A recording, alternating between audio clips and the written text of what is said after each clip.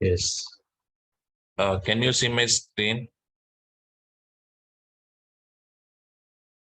Yes. Yeah, fine. First of all, I'm Swamy Naidu. I'm teaching UI technologies, React JS, Angular, okay, HTML, JavaScript, CSS. These technologies I'm teaching in Durga. Okay. So I have been from past 12 years in this teaching field. Okay. And also I'm working the company as UI developer. So in this demonstration class, just I will explain you what is React JS and what are the benefits of React JS. So these are the concepts which we are discussing now. First of all, let me open Notepad.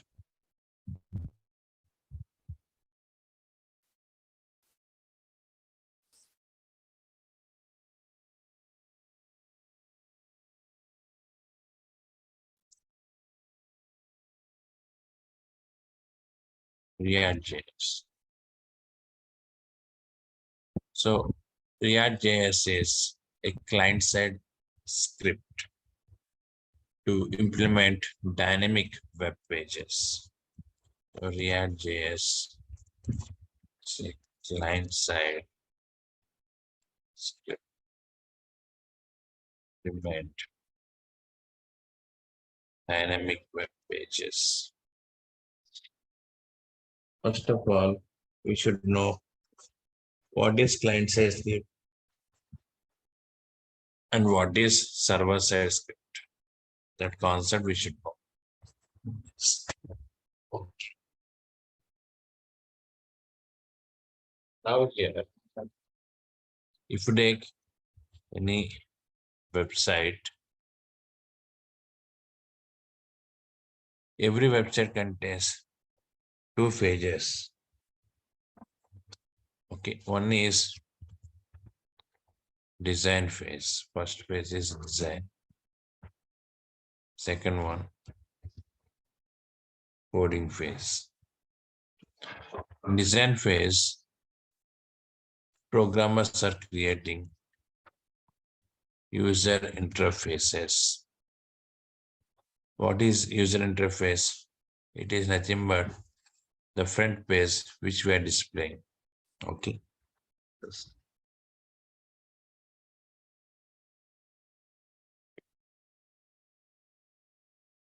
For example, if you open Google or Facebook, any websites, so you can see pages on the browser. Those pages we are calling as user interfaces. So these pages, how can we implement? What are the technologies? HTML, CSS, Bootstrap. So these are the technologies programmers are using to implement the user interfaces. Second one is coding. Yes. In coding point of view, there are two types of scriptings we have. One is client side, another one is server side.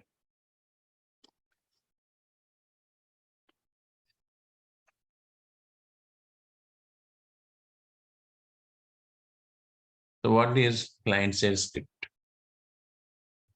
Yes. So here, if you implement any client side logics, those logics are executing in client system. Who is client?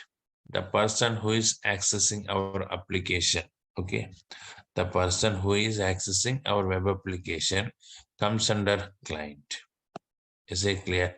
For example, if you open Facebook, then you are the client of Facebook. Like that Gmail, you are the client of Gmail.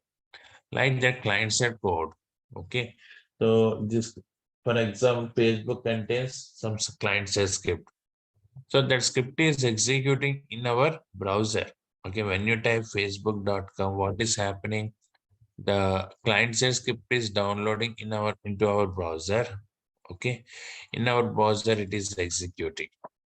Got it? Like that, every website contains client-side script. The client-side script is downloading into our browser at the time of loading that web page and executes in our browser. Okay, yes. So client-side script executes in client systems browser. To implement this client-side script, what the technologies we are using? Okay, so here JavaScript or next level technologies of JavaScript like React, Angular. Many technologies are there, Backbone JS, Vanilla JS, etc. Okay, yeah. So this is about the client-side scripts. So I told you React JS is the client-side script, right? Yes. So once again, just what is client-side script? So this code executes in browser, okay, in client system. Next one, server-side script executes server. So it is executing server, only output is downloading into the client system. Is it clear? Server-side script is executing in web server, only the output downloading into the client system. So what are the examples for the server-side script? Okay, so ASP, JSP, PHP, etc. All these technologies comes under server-side scripts. Yes, yeah. Like that. So if you take React.js is an open source client-side script. Okay. Yes. Now, what are the benefits of client-side script? What we can do with client-side scripts? That's the main point here. So means why we are using client-side scripts. Okay. So I told you in every website we are using both client-side as well as server-side scripts. So what we can do with these scripts? Okay. Now if you take client-side scripts, yeah. Why we are using the scripts? First point, to apply dynamic functionalities on HTML elements. Yeah. What the reason? First reason to use client-side script to apply the dynamic functionalities on HTML elements. So if you take HTML elements like text box, button, radio button, image, all these controls comes under static controls. What is the meaning of static control? The properties of the controls cannot change. Static control means the properties of the controls cannot change at runtime. For example, I place one image in HTML file by providing some width, height, and image name src. With some properties, I placed an image. So now with these properties, image is loading. Once it is loaded, later you want to change the properties, not possible. Is it clear? Yes. But by using JavaScript, we can change the properties of HTML controls at runtime. So one example I will show you.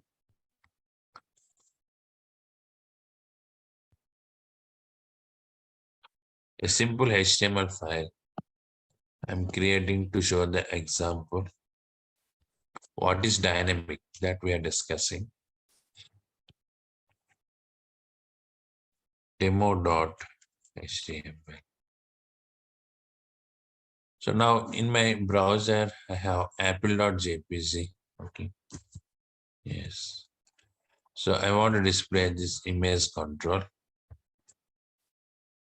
General HTML img tag we are using to display the image.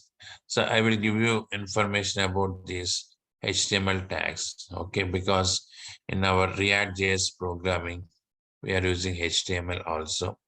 So that's why I will explain HTML concepts.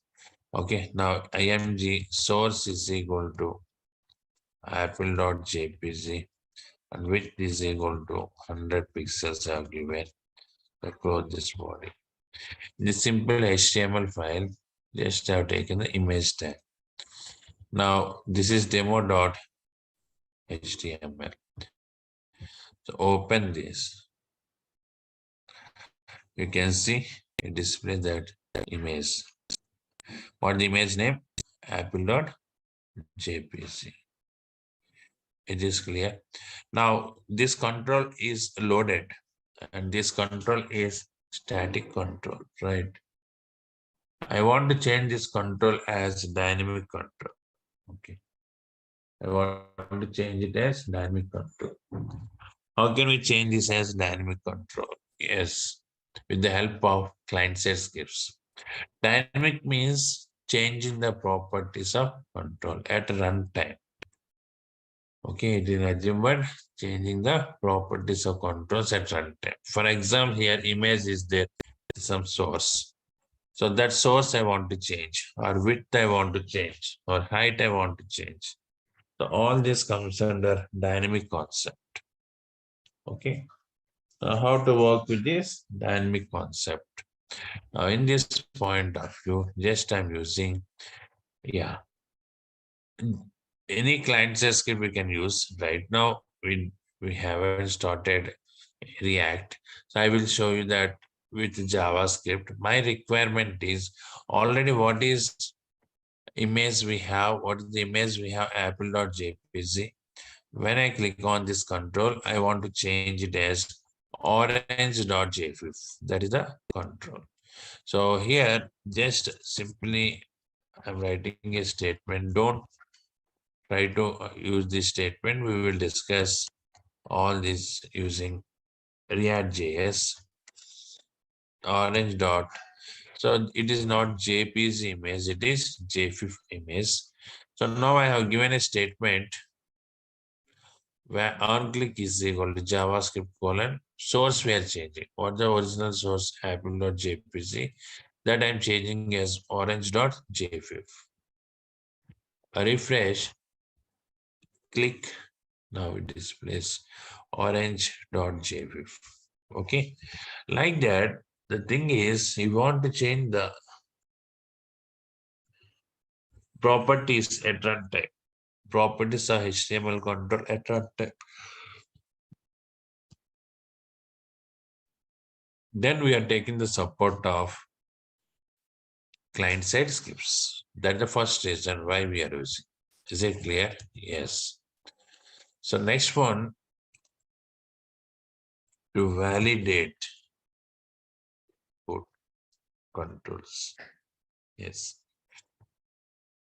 So input controls validation point of view also we are using. So I want to check text box is empty. Okay. Password retype password matching or not. And email ID format is valid format on these type of validations I want to display. Then also we are using these client-side scripts. Next one, to execute logics. Yeah, already I told you client-side script logics.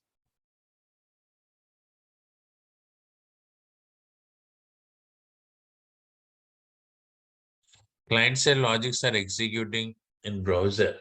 Is it clear? Client-side logics are executing in browser. So that's why, okay. So these logics result is very fast. For example, calculator program you are implementing in your application. To implement that calculator program, you can use either client-side script or server-side scripts. Okay.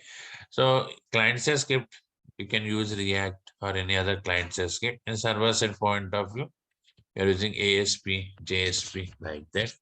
Now the question is, if I use this client-side script, okay, like React or any other technology, benefit is whenever user performing any calculations, the code is running in user system, in client system. That's why you can see the result very fast. Yes, and if it is server-side script, okay, so then every time the request is going to the server and response is coming back to the browser. For this entire request and response, it takes some time. Okay. Yes. So that's why here the performance of client-side script is very, very faster than server-side script. You got it. The performance of client-side script is very, very faster than server-side script. And due to that reason, most of the logics in web applications we are implementing with client-side scripts only. Is it clear? And next one, yes, to use Ajax. To use the Ajax is very mandatory concept. Okay, so this Ajax we are using to send request to the server without submitting the web page. So generally, server-side API calls we are accessing through Ajax. Okay, so that's why to work with this Ajax, okay, we are using the client side. Okay, so in this point of view also we are using client side scripts. So these are the main reasons why we are using the client side technologies here. Okay, fine. I think all of you got the clarity in this point of view, right? Yes. Now we are discussing what is the basic history of React.js, who implemented, what is the reason behind that implementation. React.js, initially it was implemented by Jordan Walkie in the year 2013. Okay, so React.js implemented, okay, by Jordan Walkie,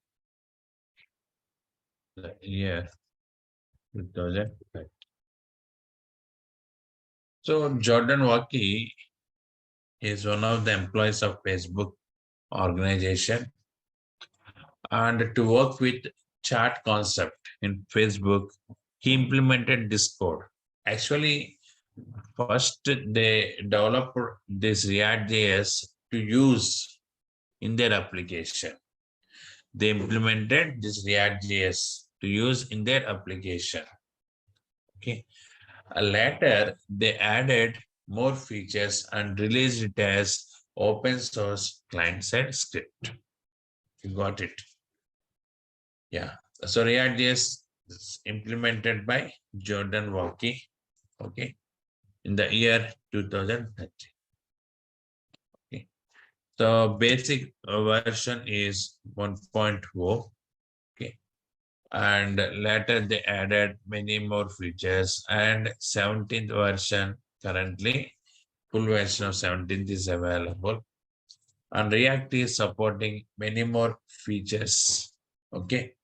So now we are discussing what are these features and how to work with these features. React.js is maintaining by Facebook Corporation. Who is maintaining this React.js? Facebook Corporation. Like that. This is about the React.js. So I think you got some clarity what is server-side script and what is client-side script. Server-side script is executing in server machine. Client-side script is executing browser. Okay. When client is accessing any web page, if that page contains client side script. It downloads to the client system, and with the help of browser, it is executing. So if you take React.js is an open source client side script, and the client side scripts we are using to apply dynamic functionalities and HTML controls, to validate the input controls, to execute some logics, and to use Ajax. Okay, so in these areas we are using the client side scripts. Okay, now what are the advantages? What are the features of React.js? Okay, the features of React.js we are discussing now. Yes, before that, any questions, any doubts you have, you can ask me now. Hi, Swamy Naidu. I want to know what are the prerequisites required for this course and what we learn in this course. Yeah, Vijay, pre-request is JavaScript mandatory. Yes, JavaScript, complete JavaScript is mandatory. Okay, Okay. complete JavaScript. I will explain to you. Got it. Yeah. You only explain the JavaScript complete. Because I don't know, you people may have or may not have idea on this JavaScript. That too, JavaScript is very advanced. JavaScript is very, very important for us. Okay, that's why I only teach the JavaScript.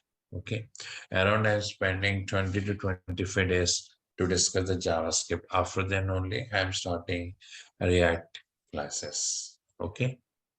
Okay.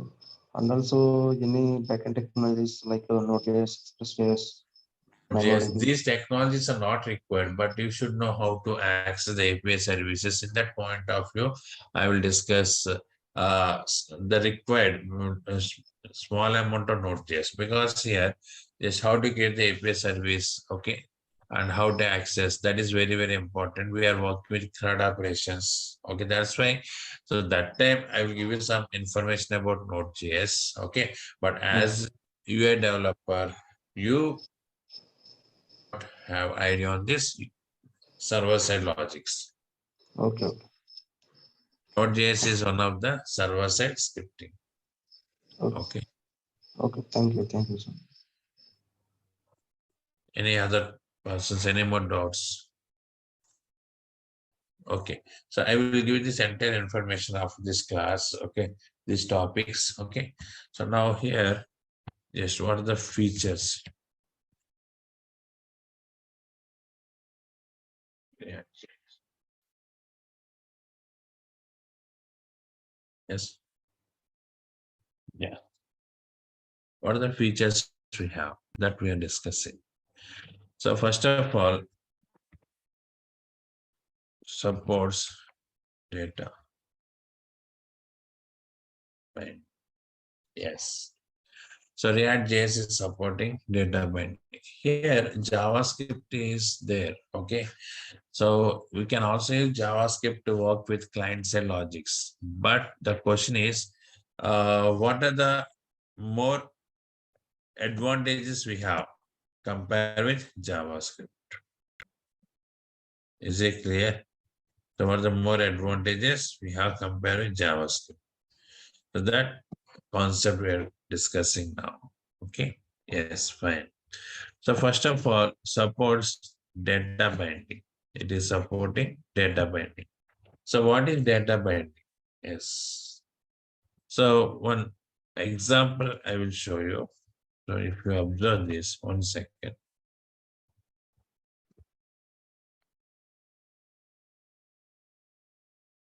Yes. For example, one variable is that serial number is 100. So this variable we have. So you want to display this variable value on the text box. Then we are executing logics. Okay. This is some code. So using this code, we can read the variable value and display on the text box control. So it gives 100 here. Yes, yeah. In JavaScript, document.get element by ID we are using. Like that, if you take any other technologies, some functions are available to display the variable value on HTML control. So this control may be text box or heading tag, paragraph, or any other control. Okay. Like that, I displayed this variable value on this control. Now, later, this variable value is modified, okay, by using some server-side program or something, okay, or any backend data with backend data, it is updated. So when it is updated, then immediately I want to display those updates in this text box. Then again, you need to execute this code to read the variable value and display on the text box. Like that, every time we're executing that logic. Okay, this is somewhat burden on the system, and programmer pay much intention to access the variable value whenever it is updated. So React is coming with data binding concept. What is the benefit of data binding? Okay, so if you use this data binding as a programmer, you need not implement any logics to access the variable value and display the control. So that data binding will take care about all this. Okay, so if you bind a variable with HTML control using data binding concept. Okay, so here we have some brackets and some syntax is there for data binding. So if I bind a variable with HTML control, then automatically that variable value displays on the control. And not only that, whenever the variable is updating, immediately the value is updating on the control itself. Okay, so means it is a link between the variable and HTML control to get the updates. This is the concept of data binding.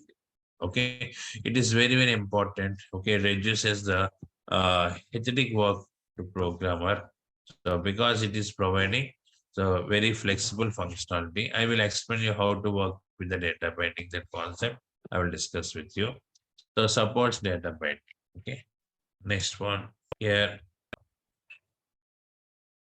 providing many validators. Okay, yes. So here React.js itself providing many validators. We are using these validators to validate the controls. Okay, so in JavaScript, we are implementing the logics to validate the controls, but this React.js is providing many validators. So how to work with these validators? Okay, I will discuss with you later. So different types of validators it is providing. Next one here, supports single page applications. Yes. The next advantage is React supports single page applications. What is the single page application? Okay, what the advantage of this single page application? Yes. So it is very important and very popular concept. Just a simple overview I will give you. Okay, now here, see, for example, you are developing one website and that website contains many pages, okay, like home page, about us, contact us, like this is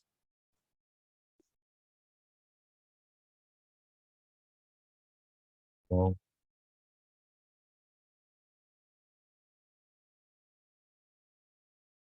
about us,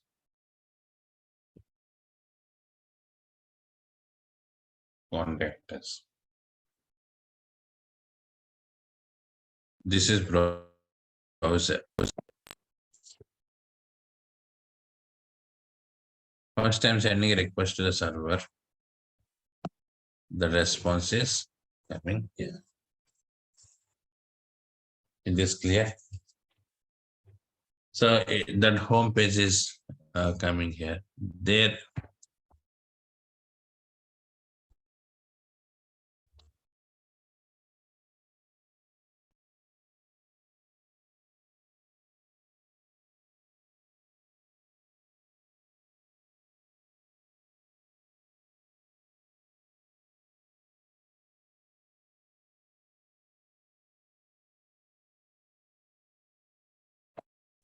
Like that, what is happening? Okay. Every time we are sending one request to the server and the response is coming back to the browser. This is the normal procedure. Okay. How the request and response process working. Okay. Now, every time one request you are sending means, okay, it is somewhat burden on the network traffic, right? It is some burden on the network traffic. That's why they introduced the single page application concept. What is the benefit of the single page application? So here, all these templates, actually we are calling them as components. What is component? Okay, I will discuss with you. Okay, so here all these templates we are binding as one object. Okay, yes. Using the single page application concept, all these templates we are binding as an object. So this object we are also calling as a routing object. Okay, when user is sending the first request to the server, then what is happening? Entire this object is loading into the user system, client system. And those components means that HTML templates are storing in the client's cache memory location like this. So what the templates we have here, here, and here, those templates are storing where the client's cache memory location. Yes, when client is requesting any page here, like about us, contact us, the data is coming from this client system. Yes, the data is coming from this client system. Means the page is loading from the client system. So this is the concept of single page application. So we are discussing this concept. So very important. It reduces the traffic on that network and increases the performance of application. So while work with single page application, so we are covering many topics like authentication, authorization, login, logout. These all concepts we are covering here. Okay. Yes. So React.js supports the single page application concept. Okay, I will explain you the programs. Just what are the features we have in React.js we are discussing one by one. Next one supports JSX. So very important here. So the JSX is not supporting by Angular also. Okay, React is supporting the JSX format. What is JSX? What the full form of JSX? JavaScript XML. The full form is nothing but here JavaScript XML. Yes. What is the JavaScript XML? So using this concept, we can combine JavaScript with the HTML code. So this is the concept of JSX. Okay, we can combine JavaScript and HTML code. So for example, you are implementing one logic in JavaScript. Okay, that logic result you want to display on the HTML control. Then you can combine JavaScript and HTML. That is the benefit. Yes, yeah. So generally we are writing JavaScript in one location, HTML in another location. So from JavaScript, we are calling the HTML controls by using document.get element by ID. These functions we are using. But in this JSX format, we can combine these two. That is the main advantage of this. Okay. So React support JSX. Next one. Supports virtual DOM. Yes. This is one more very, very important concept. Okay. So what is this virtual DOM? See, this concept also not available in other technologies like Angular, okay, Backbone JS, etc. What is the benefit of virtual DOM? Okay, why we are using this virtual DOM? Yes, we are discussing that concept. Fine. So I will show you one diagram related to this concept. Okay, now here, see, for example, you're creating one HTML page, okay, by using some tags like img image tag and next one paragraph tag like that. Okay, when you load this page, what happens in a RAM location? One object is creating. Yes, this is one object. So it contains the nodes for image tag. One node is there for paragraph like that. It contains. It maintains the information of this web page. Okay. Yeah. Based on this object, actually this is a real object. Okay. So one object is creating, that is nothing but DOM object. We can also call it as real DOM object. Okay. Now based on this in browser, maybe Firefox or any other browser, it displays the controls like image control and paragraph like that. So this is your HTML file. When you load that file in memory location, one object is creating. We also call it as real object. Based on that, it displays the controls on the browser. Now, if I do any modifications, okay, if I modify these controls in browser, then what is happening? Actually, those modifications should reflect on this real DOM. So in that point of view, so if you modify one control, only one control, but in real DOM, all controls are reloading. Means what is that? Entire DOM is recreating. Sorry. Yes. Entire DOM is recreating. That is the way how the DOM is updating. So DOM is nothing but one object, okay, in RAM memory location, holds the data of HTML page. Okay. So here, based on this object only, result is coming in browser. Okay, that result just now I created one HTML page na, and that page I opened on browser. So between this page and browser, one object is created in my memory location. That object we are calling as DOM object. So if I do any modifications on any control in browser, then those modifications updating on the DOM object.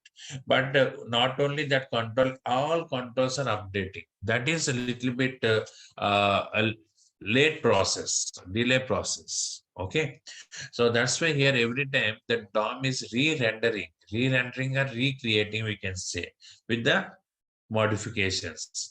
So here React is coming with a new concept that is nothing but a virtual DOM concept. Okay, this is the virtual DOM here. What is the benefit of this virtual DOM? I will discuss with you. Yes. So this is real DOM and this is virtual DOM. Virtual DOM is acting as intermediate layer. Virtual DOM is acting as intermediate layer between the real DOM and this browser.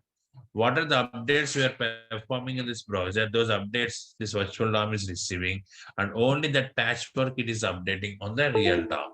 Means instead of recreating the DOM again and again, only those modifications it is updating. That entire mechanism is taken care by virtual DOM. So due to this reason, React is faster than other technologies at the time of updating the data. Okay, so this concept is not available with other technologies. Is this clear? Yes. So that is very, very useful concept for us. Okay, suppose virtual DOM. So how it is working completely, I will show you once again. So that is very big advantage for us. Okay, next one here,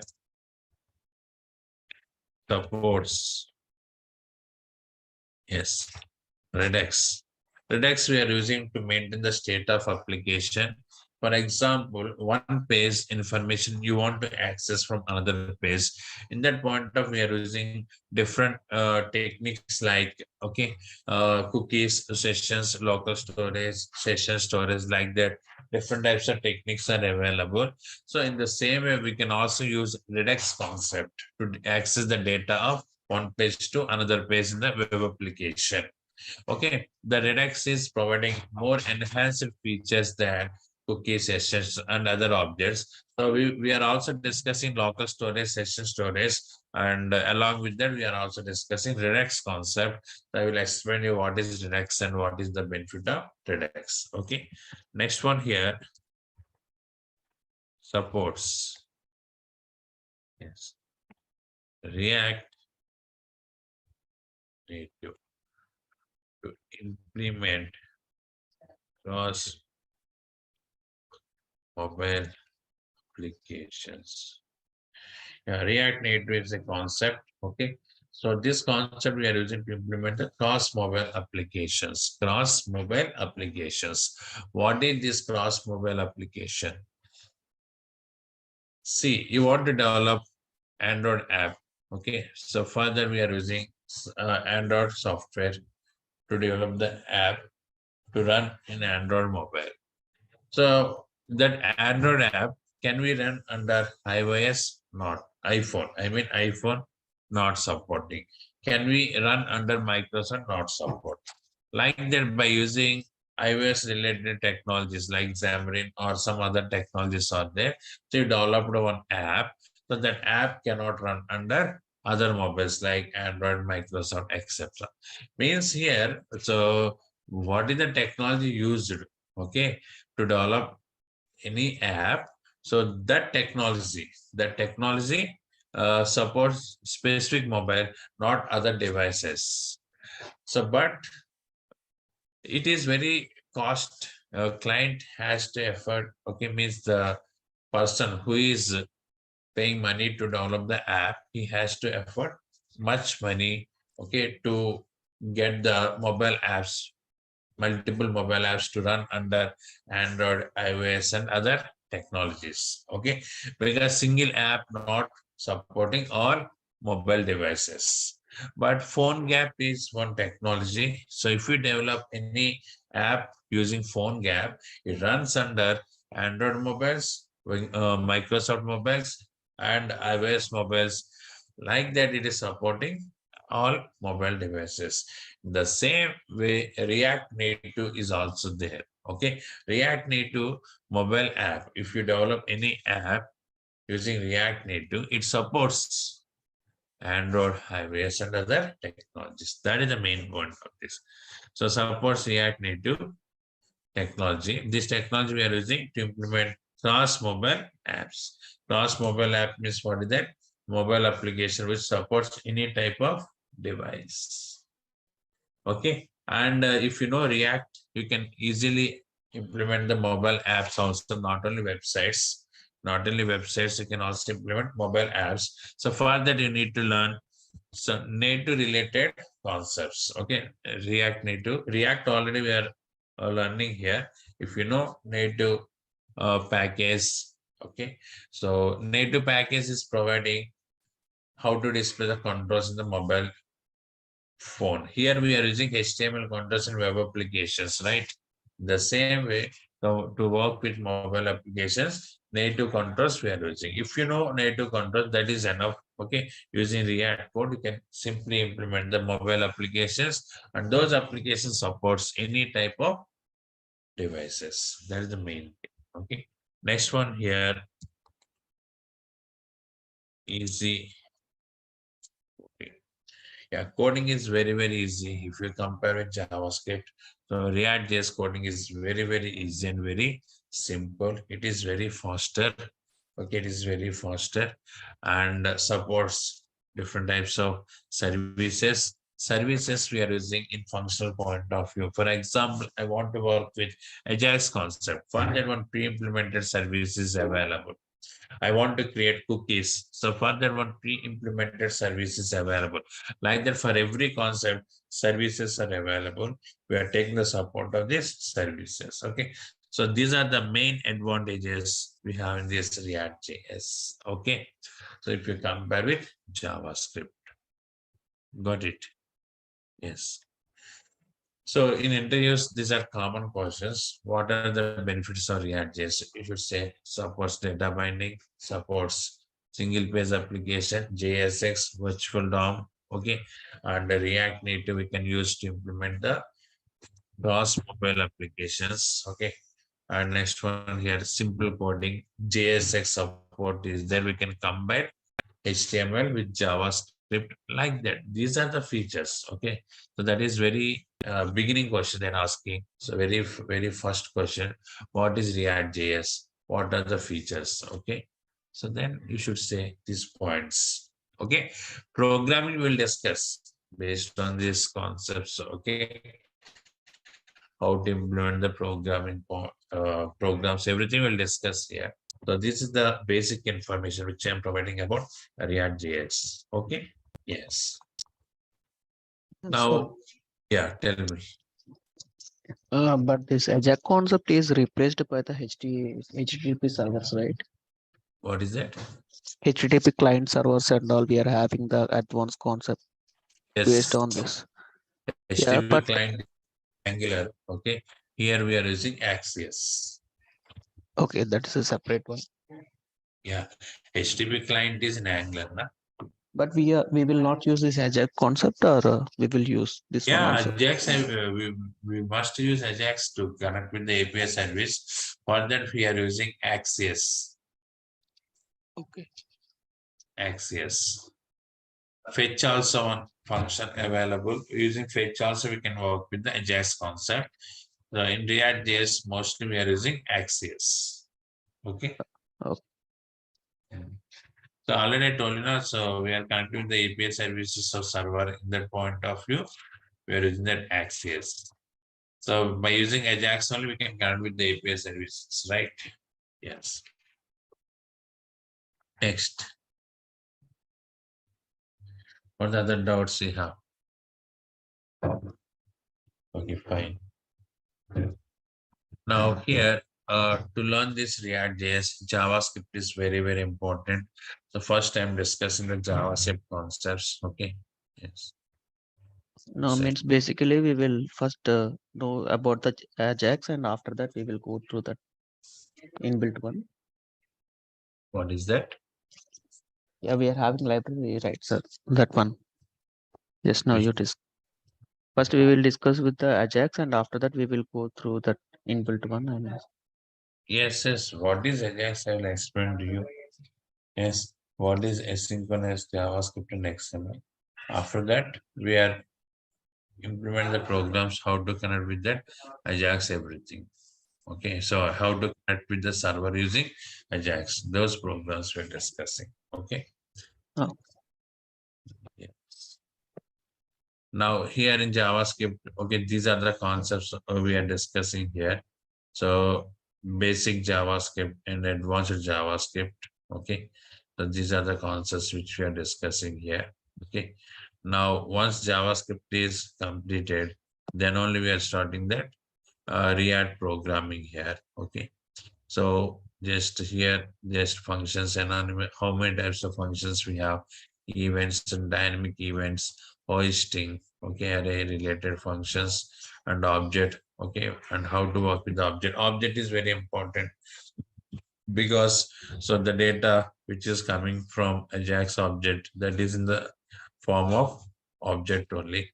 So how to read the object and what the BOM objects we have, data object, match string, conversion functions. Here already it is mentioned if you observe Ajax, okay, and promise, what is promise related functions, and a call, apply, bind, okay, and async await, asynchronous programming, object oriented programming, okay, and event bubbling, tickling, event loop, exception handling, event object protocols. I told you know state management, cookie sessions, okay, local storage, session storage, okay, like that. All these are the JavaScript concepts initially which we are discussing. After that, we are starting the React JS. So these are the concepts for React JS which we are covering here. Okay. Yes. So for JavaScript only, I'm taking around 20 to 25 days. Okay. After that, I will start the React JS. And so total duration is minimum 60 days. Okay. Course duration, not 45 days, because we need to cover many topics. Sometimes it may extend to 70 days also, 70. Okay. 70 working days. Got it. Yes. So anyhow, you can estimate 2.5 months. for this course completion. Okay, not before that. Got it. They may tell you 45 days like that in front office, but it's not possible to finish in 45 days. Okay, so 2.5 months you can estimate for this. We are covering the database connectivity and we are discussing CRUD operations. Okay, and the next one we are also covering that bootstrap integration. Okay, and next one jQuery integration. Like there are many concepts, functional components, life cycle hooks, class components. Okay, and how to work with the application, movie got application, login, logout, like that. All these other concepts we are covering here. Okay, yes. So, any more queries, any doubts? Are we making any project after the completion of this course? Project is separate. Okay, this is project oriented batch, and you want to do project after this course, you can join that project batch. It is separate fees, and duration is around 4 months. 3.5 to 4 months, that project batch duration. Okay. To attend the project batch, you must know these React.js concepts. Got it? Yes. Yeah.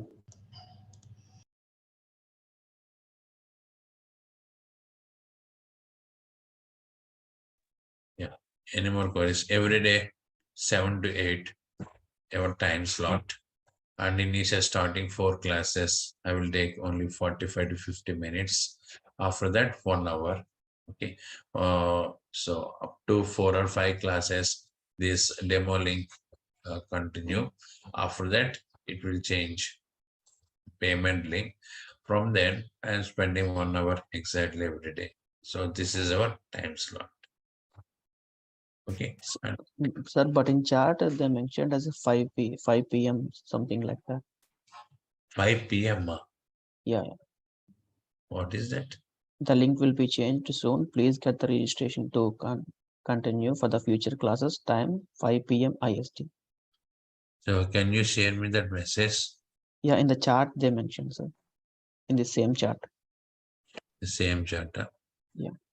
I think morning, na, they are sleeping, I guess. No. It's a 5 p.m., not a.m., sir.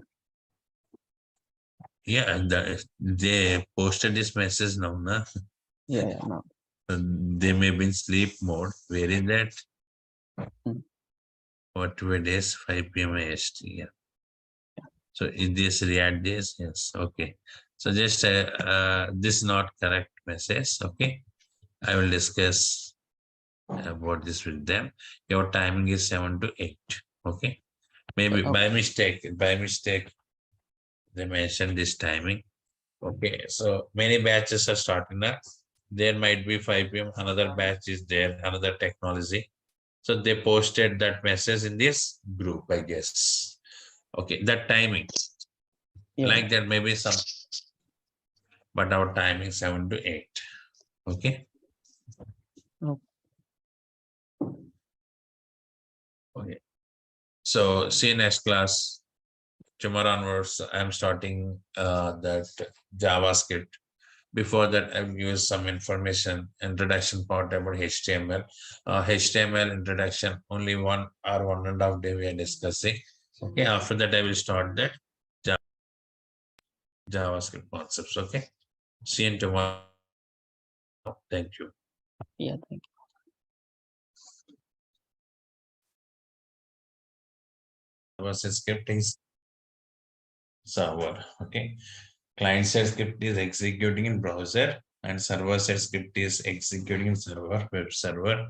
So what is React.js? Yeah, React.js is an open source client-side script. Yes, React.js is an open source client-side script. So it is implemented. I told you the name of that person. Do you remember?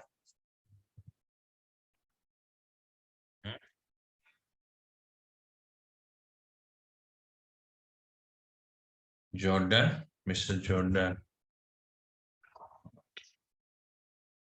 In 2013. Yes, yeah. He's one of the employees of Facebook and he worked on this React JS. He developed, not worked, he developed this React JS to work on the chat option. Okay, chat concept is then in Facebook. To work on the chat concept of Facebook, he implemented this React JS in the year 2013. Okay, yes. So later they added more functionalities and released this script as open source client-side script and many websites like Instagram, Apple.com. Like the many websites contains the code of React.js. Okay, yeah. So already I shared you some points, client-side scripts we are using, in which type of concepts we can implement by using client-side scripts to apply dynamic functionalities on HTML controls. Next one, to validate input controls. Next, to execute logics in browser. To execute some logics in browser. Next one, to work with Ajax concepts. To work with Ajax concepts. So these are the main advantages. Okay, not advantages, sorry. Main functionalities we can handle with client-side scripts. So JavaScript, React.js, Angular, Backbone.js, Vanilla.js, Knockout.js, all these technologies comes under client-side scripts only. The main responsibilities to apply dynamic functionalities and HTML controls. By default, all HTML controls are static controls. You want to apply dynamic properties means you want to change the properties at runtime. Meaning of applying dynamic functionalities is nothing but change the properties of the controls at runtime. So you want to work with that.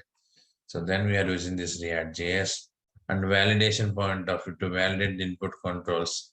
Then also we are using React.js and to execute the logics in browser. So then we are using the React.js and to work with the Ajax. Okay, these are the main points of this. Okay.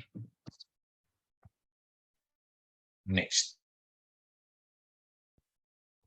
See, the features of React.js also discussed. Okay, just overview. I'm re-explaining this concept just for brush up. I told you supports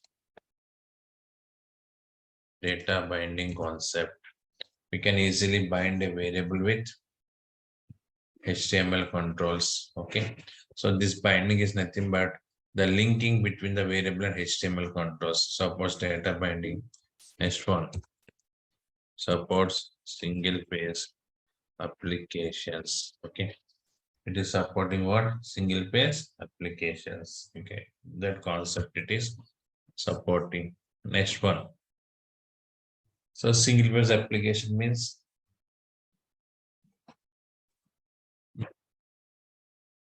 without reloading the browser, we can access the other pages, navigate the other pages. For example, you are in home page. So you want to open the about us or contact us. Then we are sending a request to the server. That time the page is reloaded. Yes. But in this point of view, without reloading the browser, we can access the another pages. That is the concept of single page application. Yes, it is clear. It supports single page application. Next one, supports. Okay. So many validators. It is probably many validators. Next, what is the format it is supporting? JSX format. It is very, very important. So we are working with JSX concept. JSX stands for what? JavaScript XML. So what is JSX? Tell me, already I told you in last class. What is JSX?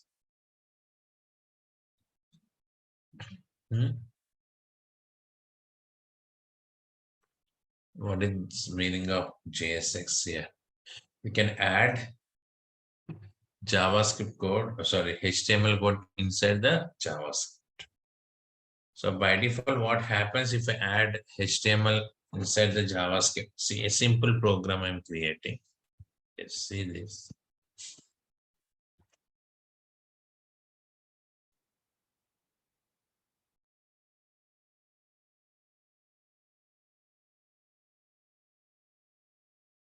Save this file, the desktop location. pro.html. Script open tag. Script closing tag. Body open tag and closing. We have taken the script open and closing tags and body open and closing tags anyway. So here you want to place any control like this paragraph or heading tag you have taken. I message to the heading. So now save this program and run it.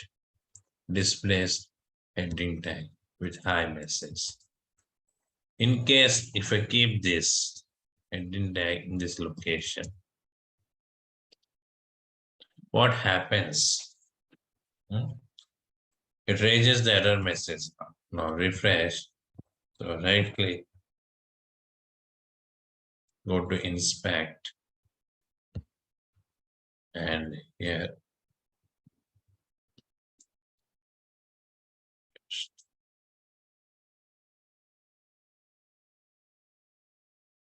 for the console displays unexpected token like that. This error is coming here because you kept this inside this. If I keep this inside the body, now refresh, displays the output and no error is coming. But if I keep inside the head tag, then what is happening here? Sorry, inside the script tag, it is giving error messages. That's the main problem. Now, if we take JSX format, we can combine this HTML with script. That's the main point of this. Yes, we can combine the HTML script tag. That's the main advantage of JSX. For example, you want to display a logic result on heading tag or paragraph. So generally we are writing the script in separate one location and HTML in another location. So from script we are calling the HTML tags. That is lengthy process. Instead of that, directly we can place that HTML inside the script to display the result of that logic. It is clear. That is the main concept of this. Okay. Yes. So like that we are using this one. Now, that is the JSX format. It supports JSX format here. Next one here supports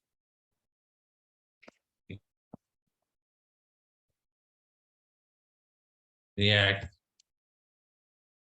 Native. So React Native is one technology we are using to implement the mobile applications. Okay, React Native we are using to implement the mobile applications. So what is the benefit of React Native? So if you develop any mobile application using React Native, it supports any type of device. Like we can run that application with Android phone, iPhone, Microsoft phone, okay, or any other mobile. So it is cross mobile application development technology. Is it clear? Yes, supports React Native. Next one here, supports virtual DOM. Yes, So what is virtual DOM? DOM is nothing but memory location allocated to HTML page. So for example, in a HTML file, you take in some controls like text box button, radio button. When you load that, all these controls are loading into memory location. So that memory we are calling as DOM. Okay, that is real memory. So what is virtual DOM? That we need to discuss. See, if you modify any control in the browser, every time DOM is reloading. Okay, the real DOM is reloading. So that is time waste process at the time of updating because it takes some time. So that's why React is coming with virtual DOM concept. The benefit of virtual DOM is, so instead of reloading the entire DOM, it updates only that modifications. Okay, so what are the modifications we are performing on the browser? Only those modifications it is updating on the real DOM instead of reloading it again and again. That is the concept of virtual DOM. It is clear, it is supporting that virtual DOM concept. Got it? Fine. Next one, supports many services I told you. Yeah, I will clearly explain what is virtual DOM and single page application I told you yesterday. We are spending around 1 week days and next one, how to validate the controls and what is data binding, how to work with the JSS format. Everything we'll discuss in our programming, and it supports many services we are using in functional point of view. So here, if you want to work with Ajax, further one predefined service is available. You want to work with the cookies, further one predefined service is available. Like the different types of services are available. We are working with these services. Okay. So I will discuss how to use these services, all the concepts later. Next one here, supports Redux. Yeah, very important Redux concept. It is supporting the Redux. Redux we are using to maintain the state of application. Already I told you these points. Okay, so here you want to transfer some information from one page to another page. In that point of view, we are working with state management objects like cookies, sessions, etc. But Redux is more powerful than that. So it is very flexible than the state management objects. So I will explain you how to implement the program with Redux, all these things. So anyhow, the main purpose is to maintain the state of application. Why we are using Redux? To maintain the state of application. Means to transfer the data of one page to another page. In that point of we are using Redux. Is this clear? Yes. Next one, simple coding. Yes, coding point of it is very, very simple. Okay, so JavaScript itself simple. Comparatively, JavaScript, this is much simple in coding. You should know the JavaScript concepts. Okay, so because this is the library of JavaScript. Okay, React.js is the library of JavaScript. So we are using the React.js functionalities inside the JavaScript code. If you take Angular, Angular is the framework. Yes, and React is library. Can anyone tell me what is the difference between framework and library? Anyone have idea? So here Java is technology, Java related frameworks are there. Like the different types of frameworks we have. Now here React.js, jQuery, all this comes under libraries and Angular is framework. What is the difference between framework and library? Can anyone share? Okay. So library means, okay, it is providing some functionalities. Framework also providing some functionalities. Library functionalities we are calling from JavaScript code. So if you take React.js now, so React.js functionalities we are calling from JavaScript. Is it clear? Means library functionalities we are using with another language. But framework, if you take, framework is providing one structure to you to implement the logics. Okay, framework itself providing one structure. Inside that structure, we are implementing the logics. We don't call the framework from other technologies. Okay, but libraries are not like that. So libraries we are calling with the support of other technologies. So here we are using which technology to call these libraries, React libraries, JavaScript we are using, and also we can use TypeScript. Not only JavaScript, we can also use TypeScript to work with these React libraries. Is it clear? Yes. Like that, these are the main points which we have.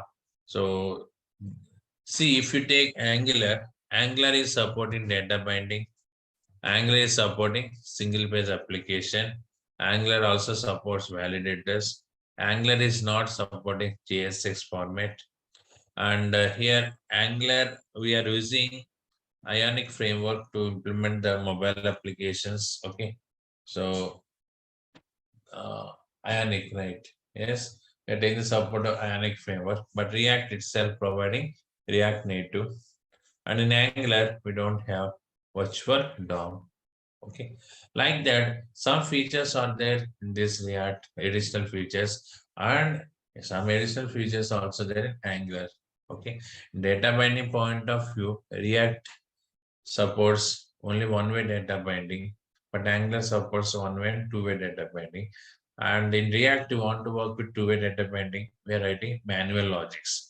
First of all, what is data binding? That is doubt to you. So that's why I'm not touching deeply now about these differences.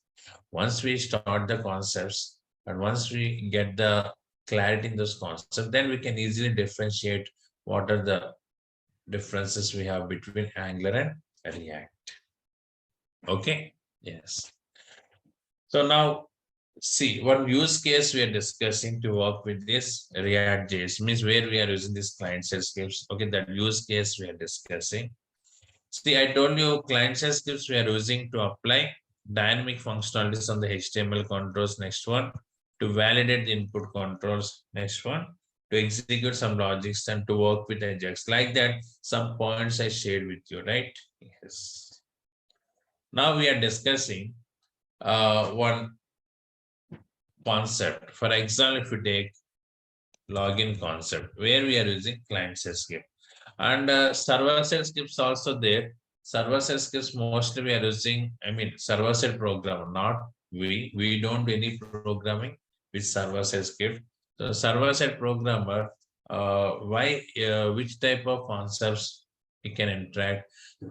By using server-side scripts, server-side programmer can connect with the database to fetch the data. And in server-side script only, API services they're creating. Okay, and session management is also working based on server-side script. These type of concepts implementing using server-side scripts. Okay, yes. So like that we have both client-side script and server-side script to develop the applications. As a UI developer, we are working with client-side scripts. Now, if you take example login form, so where we are using this React.js we are discussing. First of all, we have to design login. Yes. So in login form, what are the steps involved? I'm writing here. Okay, first design the login page. Next, implement client side. Okay, validations. Next one, implement server side. First of all, before that, send username password to server. When user click on the login button, first what we are doing here, we are checking the validations whether those text boxes are empty or not. In case instead of username, if it is email text box, it contains data or not. So these type of validations were performed, right? After that, we are sending that username or email ID, password to the server. Next one here, check username, password, valid or invalid. We are checking whether it is valid or invalid. Yes. Next one, redirect to either welcome page or valid. We are redirecting to that page. So these are the steps involved in this login form. Is it clear? Yes. Now, to design this login form, what the technologies we are using? Okay, HTML, CSS, Bootstrap. Using these technologies, this login form, they are designing. And validations, yes, in this point of view, client side scripts, okay, nothing but here, React.js.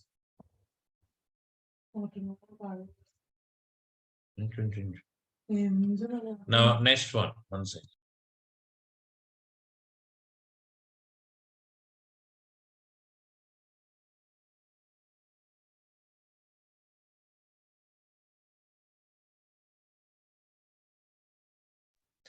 Now, sending the data to server. In this point of view, also we are using yes, client side, nothing but React.js. Yes, we are taking the support of React.js. Means, so here validations point of view and sending data to server. So using Ajax, we are sending the data. Data is nothing but here username, password, test pass values.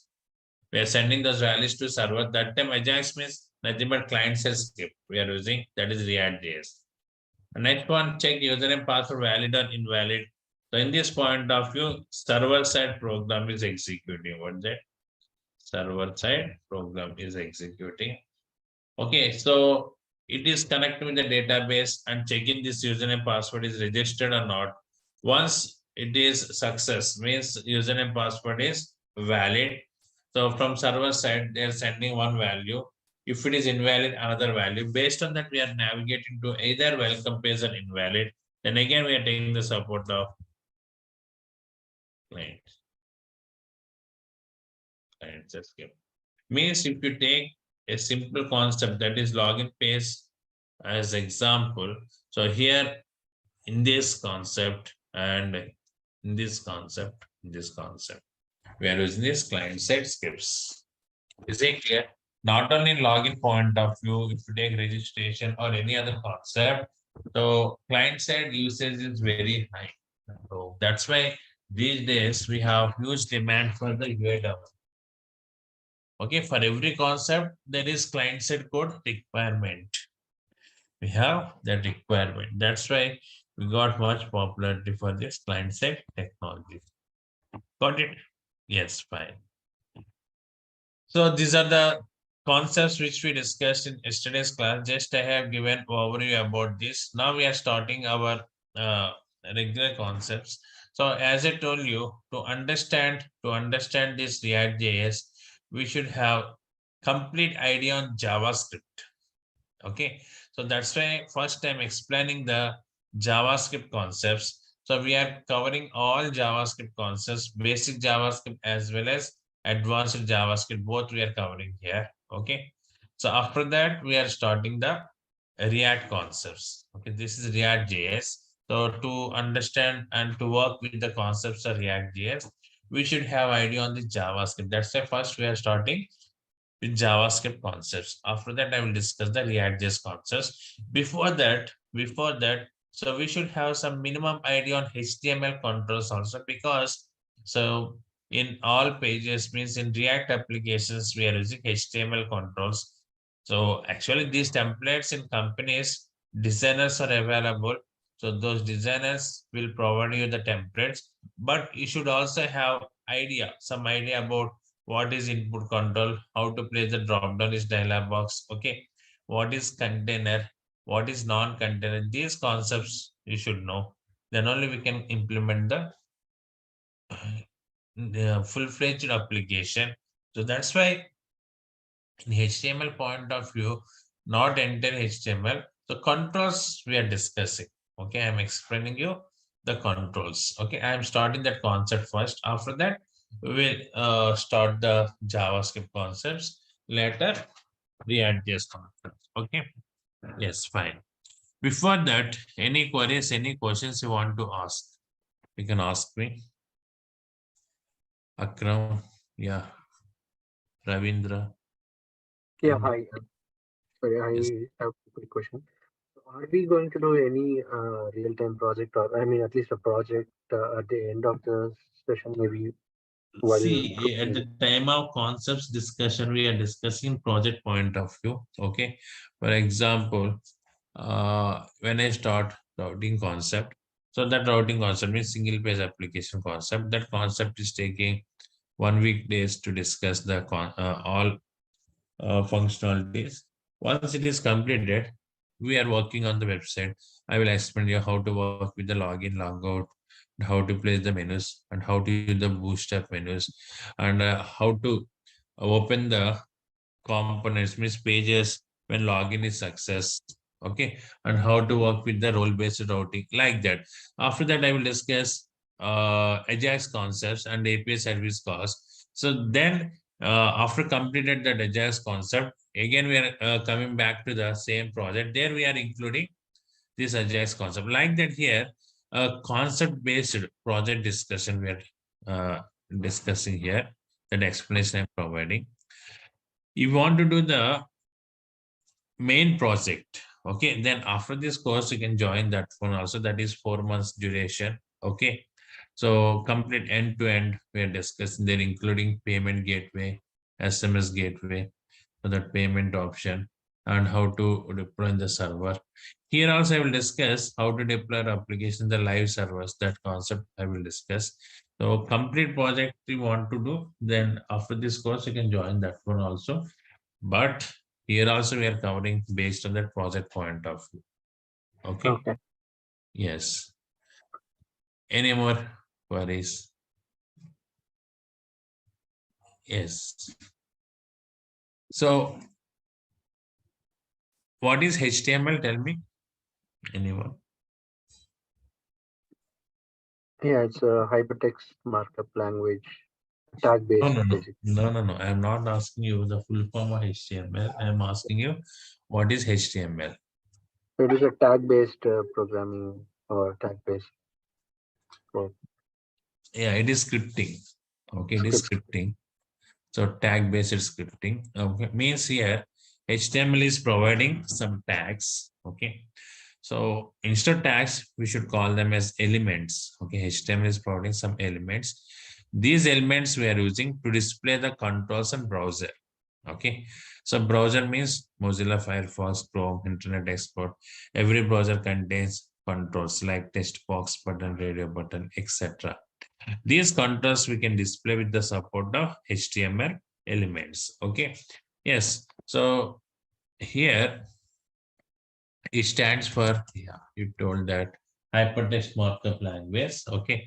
So here HTML is providing many elements to design web pages. Okay. Designing point of view is this HTML. It is providing many elements. Okay, by using these elements, we are displaying the controls on browser. Using CSS, we are applying more styles on these controls. Okay, yes. So what are the elements are available here? IMG is one element. Input, yes. Next one here, mark you, like that. Different types of elements we have, right? Yes. Now, HTML elements we should enclosed with, yeah, brackets. What are name these brackets? What the name of these brackets? Hmm? Angle brackets. Yeah, HTML elements we should enclose it with angle brackets. Okay, then only we are calling it as tag. Yes, for example, here IMG is one element we have. So that we should place inside this open and closing brackets. Then browser can understand this is one HTML element. Otherwise, browser is understand this is text message. Actually, browser has to execute this HTML controls, right? Not only HTML, JavaScript, React.js, everything is executing through browser. Okay. So for browser understanding, so to say this is as one HTML element, we should include it inside that less than and greater than symbols. And img is the plain text here. Okay, it is not element. Okay, it's when you include means place inside the angle brackets, then only browser can consider it as element. Now every element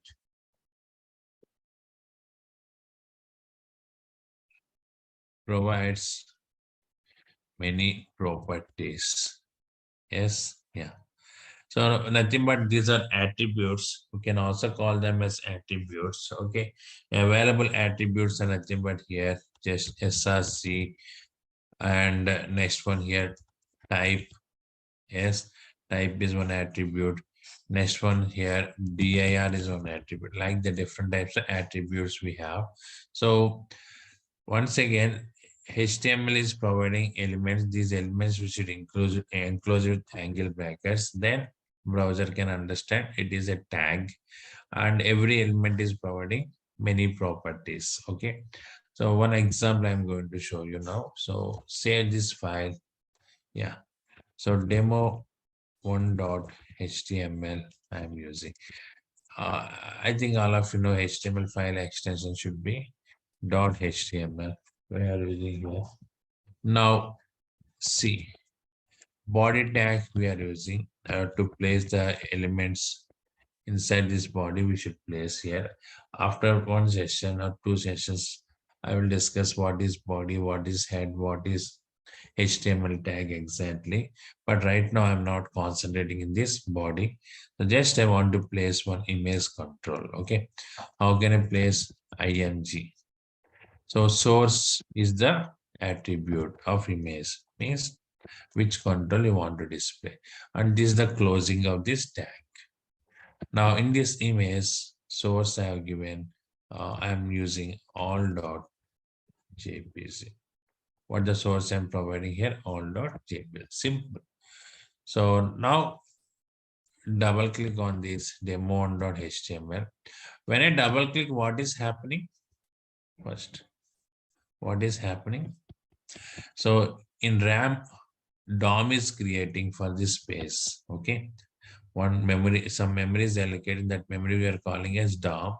So that memory is allocating for this space, and in the DOM image element is available. Right now I have taken only image. That element is available, right? Fine. To display that output. Now if I place img, what is the meaning in browser point of view? Will it display any image control? What is the output you are expecting? It is simple text like this. Okay, it displays some text like this. So when you place inside the angle brackets like less than and greater than symbol, then only it is one element, but source is not provided. Now that's why it is not showing any image control. In case if I take ABCD within this, actually we should close like this. Okay, ABCD. Then is it valid HTML element or invalid element? Tell me. Is it valid element or invalid element? So you can simply answer this, no? Yes. Akram. Yeah, it's invalid. Then what is the output browser returns? Will it raise any error message related to this? No. So you should remember one point. HTML is errorless script. It won't raise any error messages. In case if it is finding invalid elements, simply it is ignoring. That's all. Is it clear? You don't expect any error message for this. Simply that element is ignoring. Now if I refresh, now no error we are getting and no information about the element. Like that we are using these elements here. Okay. Yes. So simple. Okay. Don't think much about HTML. Okay. The HTML is providing different types of elements here. Those elements we are placing as tags, then browser will execute those tags. That's all. For example, mark Q is there. Yeah, some are Q. So if you open IRCTC, these type of websites, so some scrolling text is available. Okay, welcome to or something are given. Save this and refresh. Now you can see the text is moving like this. So you want to display the scrolling content, then what is the element we are using? Mark Q. It is providing some properties. Okay. Now direction is equal to right I have given. Means towards right side, we are scrolling the text like this. Okay. In case if I give left, so moving towards left side. Like that, this is direction is one property. Every property is combination of name and value. Yes, direction is one property. So what are the values we have for this property? Yes, left, right. Is it clear? Up and down. These are the values we have. Okay. In case if I give up, then like that it is moving towards up. If we increase the height of this molecule, then it moves from this distance. Means up to height it is scrolling there. Yes, yeah. So default value is left. So we have one more property for this molecule. What is that? Scroll amount. To increase the speed of scroll. 40 are given with left. Now we can see that scrolling speed is increased. So default scroll amount is something like 8 pixels like that. We have now just refresh. So that is default scrolling. So if I give 100, then the speed is increasing more like. Means what is marquee functionality in regular intervals of time period? The text is jumping from one position to another position. So that gap, how much gap you are providing for one position to another position? That is the concept of scroll amount. So if I give 8, then 8 pixels gap, it is jumping. 9 pixels. Okay. So it's for example 30 pixels. Like that, if you jump more distance, then speed is increasing. That is the concept of this. So like that here it is jumping now 30 pixels. Now if you observe here at a time it is moving 30 pixels distance here. So like that this is about scroll amount. Okay. So this is the way how to provide the HTML element properties. So many properties are there to many controls and these are the elements. That is clear. But one thing if you identify, so this tag contains combination of open and closing. But if you take image, we are closing directly like this. Can anyone tell me what the difference between this one and this one? So some people may have idea on this HTML concept. Okay, that's why I'm asking. So what is the difference between open and closing tags and this direct closing tag? It's called paired tags and paired tags. I didn't get you. Come again, please. It's paired tags and unpaired. Yeah, why we are using pair and why we are using unpaired tags?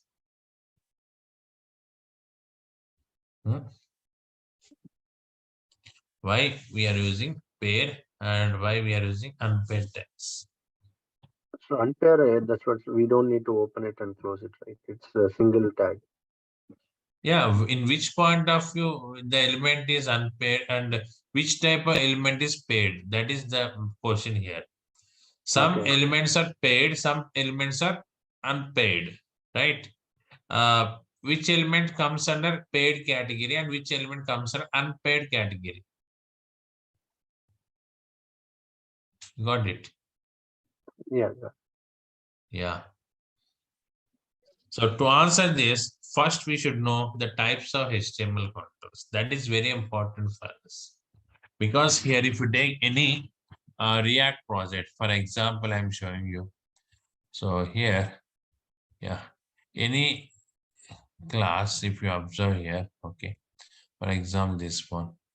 See, if I open any project, the Redux project,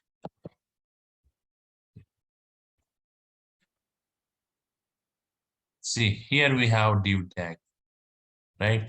So that is HTML element. Here we have input tag. Here we have BR. So we should know what is div, what is input, what is BR. Okay. So we must know all these concepts and why this BR is end like this and input ended like this and why this div tag closed like this with the closing tag. What the reason for that? Yeah. To understand this concept, we should know the types of controls. Can anyone tell me how many types of HTML controls we have? Hmm? How many types of HTML controls we have? Yeah. Basically, these are two types we have. Okay. HTML elements are two types. Okay. Now HTML elements are two types. Yeah. Very important concept. Definitely in interview, they will ask you questions, minimum two questions based on this. Remember. So one is container, another one is non-container. Yes. So here we have two types of elements. One is container, another one is non-container. Container means what is that? It contains other elements. Container contains other elements. Means we can place other controls inside the containers. Example, body is one container and div is one container, span is one container, paragraph is one container, marquee is one container, like the different types of containers we have. So container general meaning itself, if you take, so container means that is which contains some goods. Okay, so that we are calling as container. Means it contains something. Like that here also container element can contain other elements. Next one, non-container, these elements cannot contain other elements. In this clear, non-containers cannot contain other elements. That is the concept of container and non-container. So why we are using the containers and why we are using non-containers and how to group the elements, that we need to discuss. So that concept I will start in next session. Okay. So tomorrow I will discuss that concept. So first of all, what is element and what are the properties? What is property? So that clarity if you get, that is enough for today. Tomorrow we'll discuss about this container, non-container and inline block element. That concept also we need to discuss. After that, some daily uses controls are there. So those controls I will discuss. Okay. So I don't take more sessions for this HTML. Only 1 hour, 1.5 day, I told you, that's all. Okay, that is enough. That is enough for us. After that, I will start the JavaScript. Okay. Yes. Next class, I will discuss what is container and what is non-container. Okay. That concept. So any more queries, any more doubts you have, you can ask me. Already I told you up to demos I'm spending around 45 to 50 minutes session with you. And after that 1 hour every day. So time 7 to 8. Okay. This is our regular time. Okay. Time will not change. Okay. Fine. Yeah. Right. Any? And, yeah, one question. So Yeah. this is regarding that. Yeah, this course is like 45 days duration. No. So minimum 60 days, I told you already. Oh, okay, 60 days. Okay. Minimum. Okay, minimum. And we have Monday through Friday or Saturday? Okay. Saturday. So Monday through Saturday. Okay. To Saturday, but first Saturday, batch first Saturday, not a month first Saturday. Batch first Saturday, we don't have class. Okay. So not only this technology, all classes in Durga Soft, new batches first Saturday and Sunday, we don't have class. From second week onwards, Saturday we have class. Every Saturday we have class. Only Sunday is holiday. Okay. And I may take 1 or 2 Sundays also. Okay, initially I'm informing that message. Okay, so which is convenient to you. So 1 or 2 Sundays.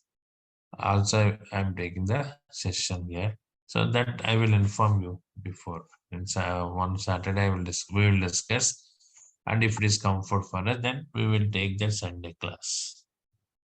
Okay. Yeah. But anyhow, Monday to Saturday, we have regular sessions.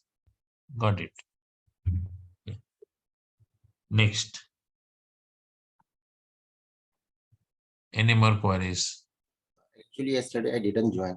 Can you just explain single page websites mean? Like, See, actually, just what I have given about that. Once again, okay, you asked me that. Nothing is there. For example, develop one website with multiple pages. This is the home page. This is about us, and this is contact us like that. Now, this is the browser. When you send a request to the server, home page is loading. Na? For example, you're sending a request to Flipkart or Amazon, then one page is loading. Now, in that page, we have hyperlinks for the other pages. Just like, for example, about us is there. Then when you click on this about us, what is happening? One more request is going to the server and calling the about us page. Yes or no? Like that, in case if it is contact us, if you click on the contact us, next request is going to the server and response is coming. Means for every navigation redirection, we are sending a request to the server. Now, if we take that single page application concept, so all these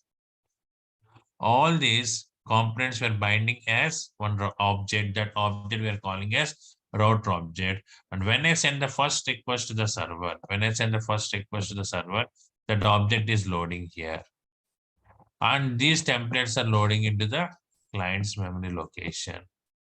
Then if you click on this about us, that page is loading from here. Contact us, that page is loading from here.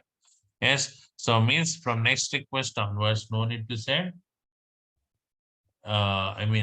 Submit the web page. So directly the page is coming from the browser. That is the concept of single page application. Is this clear?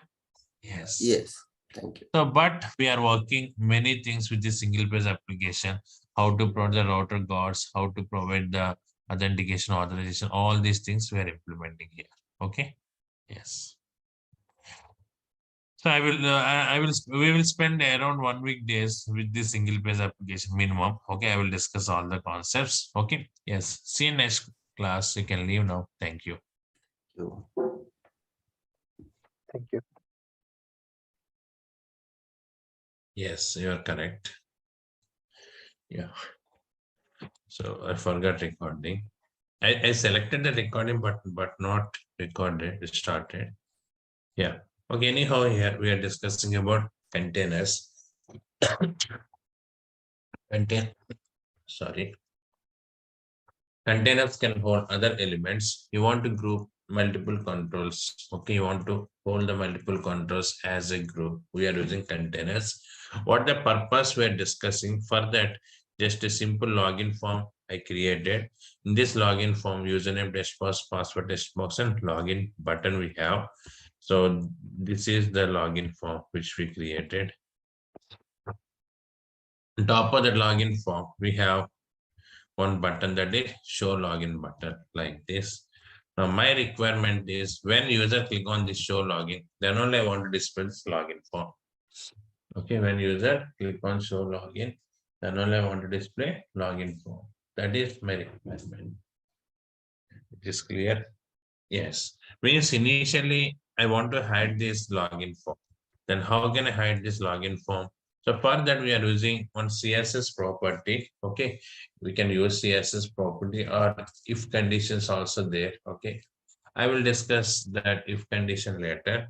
Here, simply style is equal to display none. Means username I am hiding, display none. Refresh, username is hiding here.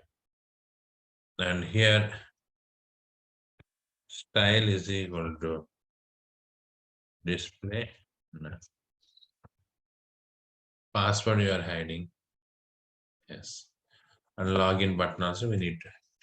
But this is not procedure because each and every control, if you apply style, so this is login form. Okay, we have few controls. Sometimes some forms contain many controls. Okay, in each and every control you want to apply the style property. It is somewhat hectic work to you. So that's why better we should group all these controls. Okay. So how can I group? So remove this style here. And here also. Now these controls I'm taking inside one div tag.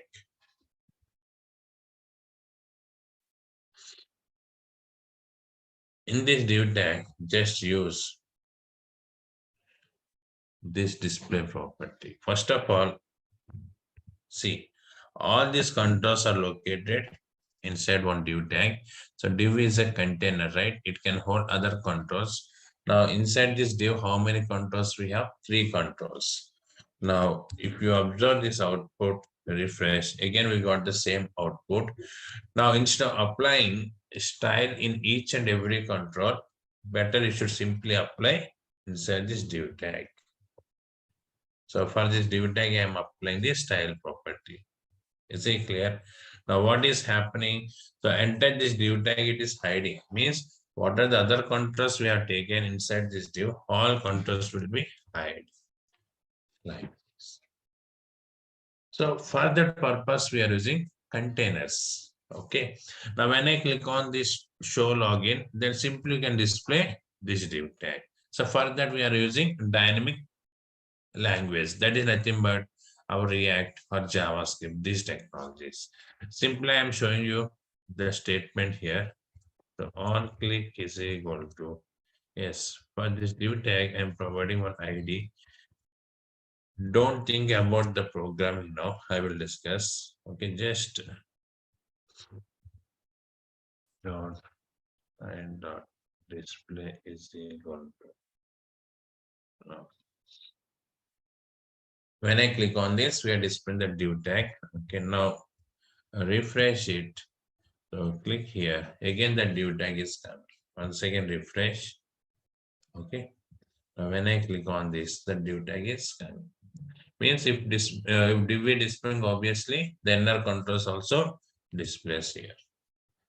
So like that, all these controls I grouped using div tag. Then what are the properties we're applying on this div tag? Those properties also will affect on these controls. So this is the purpose of grouping. So in our projects, in our React projects or any projects, if Angular projects or okay, any other projects, we are creating these forms, login form, registration form. So different types of forms we are creating. In that point of view, so we are taking the support of div tag, okay, or span tag or any other container. Like that, we have these containers. So each container has own functionalities. Okay, those things we will discuss now. First of all, what is container? Is this clear? Yeah. Any questions you want to ask in this point of, you can ask me. Come So on. suppose if we have a more than two, div tags, there is a containers, right? Hmm. So how we can declare in that? Can you show this one coding once? What is your exact requirement? Please tell me So again. now we have a div one, right? You gave in a div one. But suppose if we have a div two and div three, how we can declare in that? Yeah, simply like this only we are declaring here. See, where is that? Yeah, here it is. So this is one div tag, right? And this is another div Yeah, tag. this is fine. In that input, there is an on click. You give like div one style Yes, display yes, yes. block, right? Yeah. So that Yeah. is it. 1 second. So this is one heading tag I'm taking. So registration form. So there also are taking input type is equal to text like that. You are taking many controls. Now you can see here, refresh it. So we have registration form like this. Okay. Now my requirement is, okay, so this registration form also I want to hide. Then style is equal to, yes, display none I have given. Okay, it is hiding. Now I want to take one button here. Yes, input type is equal to button, something like value is equal to. Oh, we will need to give one more input. Okay. Then that is Okay. common. Okay. No? That is Yeah, because single button we don't use to show both registration and login, right? Uh, Yeah, yes, you want to show that is no. also possible. Okay, for example, here nothing is there. ID is equal to something D2 I have given. And simply can keep semicolon here. Yes, on click is then a semicolon. D2 dot style dot display is equal to block. But don't try to understand the statements now. I will discuss all this coding. For your clarity, I'm showing this program. That's all. So to get the clarity, what is container? I'm showing this program. So we are using in different way in React.js to display the div tags. Okay, that procedure I will explain to you. Now refresh with single button. If you click here, both are coming. Okay. Or you want to call this registration with this, you can call. That is our option. Yeah, Got it? now got it. Yeah, Yeah. yes. Thank you. Okay. Now here, any more queries on Chabbi Dash? The name is good. Parvati Raghavendra Ram. No queries, right? Yes. Now, non-containers. I think already got some bit idea on this non-containers. Can non-containers hold other elements? Is it possible? No. Container means it can hold other elements. Non-container cannot hold other elements. Okay, what are the examples for the non-containers? Text box, button, radio button, checkbox, like that. Now, can I place another control inside the checkbox? Not possible. Can I place other control inside the button?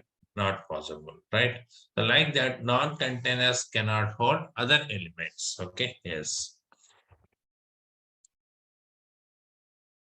Cannot hold other elements. Okay, then why we are using non-containers? Why we are using text box? Tell me. Why we are displaying the text box in our projects? To receive some input data, right?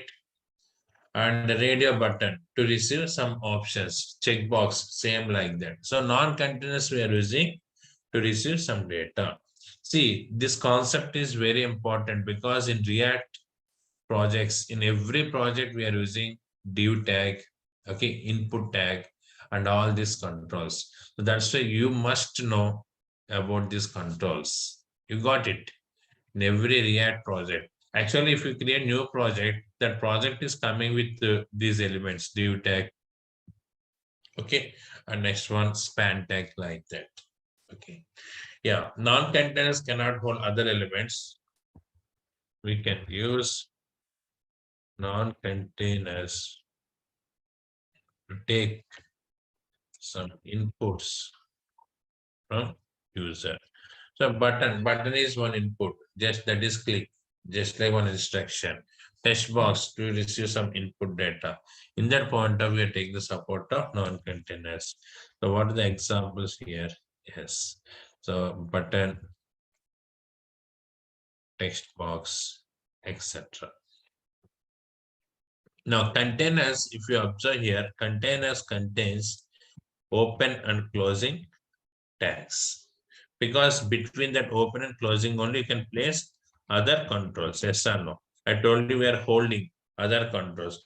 How can you hold? If it is containing the open and closing, then in middle we can place the other elements. That's why containers contains this open and closing tag. In non-containers we don't place anything, na? So that's why here simply we are closing like this. Input type is equal to text. Simply we are closing like this. It is clear. So this is about container and non-containers. Now containers again divided into two types that we need to discuss. Okay. Yes. So this is clear, I guess. Any queries, any doubts you have, you can ask me now. Till now. No doubts, no? Yes. Now concentrate here. So this is common interview question. Definitely they will ask one question in interview. What is that? What the difference between div tag and span tag? Is it clear? So for that, you should have clarity on this concept which we are discussing now. So containers are two types. Very simple, this concept. First one is block level elements. Second one is inline elements. Okay, block level elements and inline elements. Is it clear? Yeah. What is block level element? Nothing is there. It occupies the complete screen width. Okay. So means it displays as a block. You got it. You don't allow to display other contours side of that element. Okay. So it is occupying the complete screen width. Okay. So here these elements can occupy width the screen. We will occupy width of the screen. 1 second.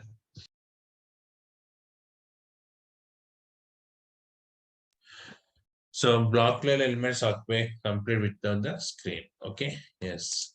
So we cannot display any other elements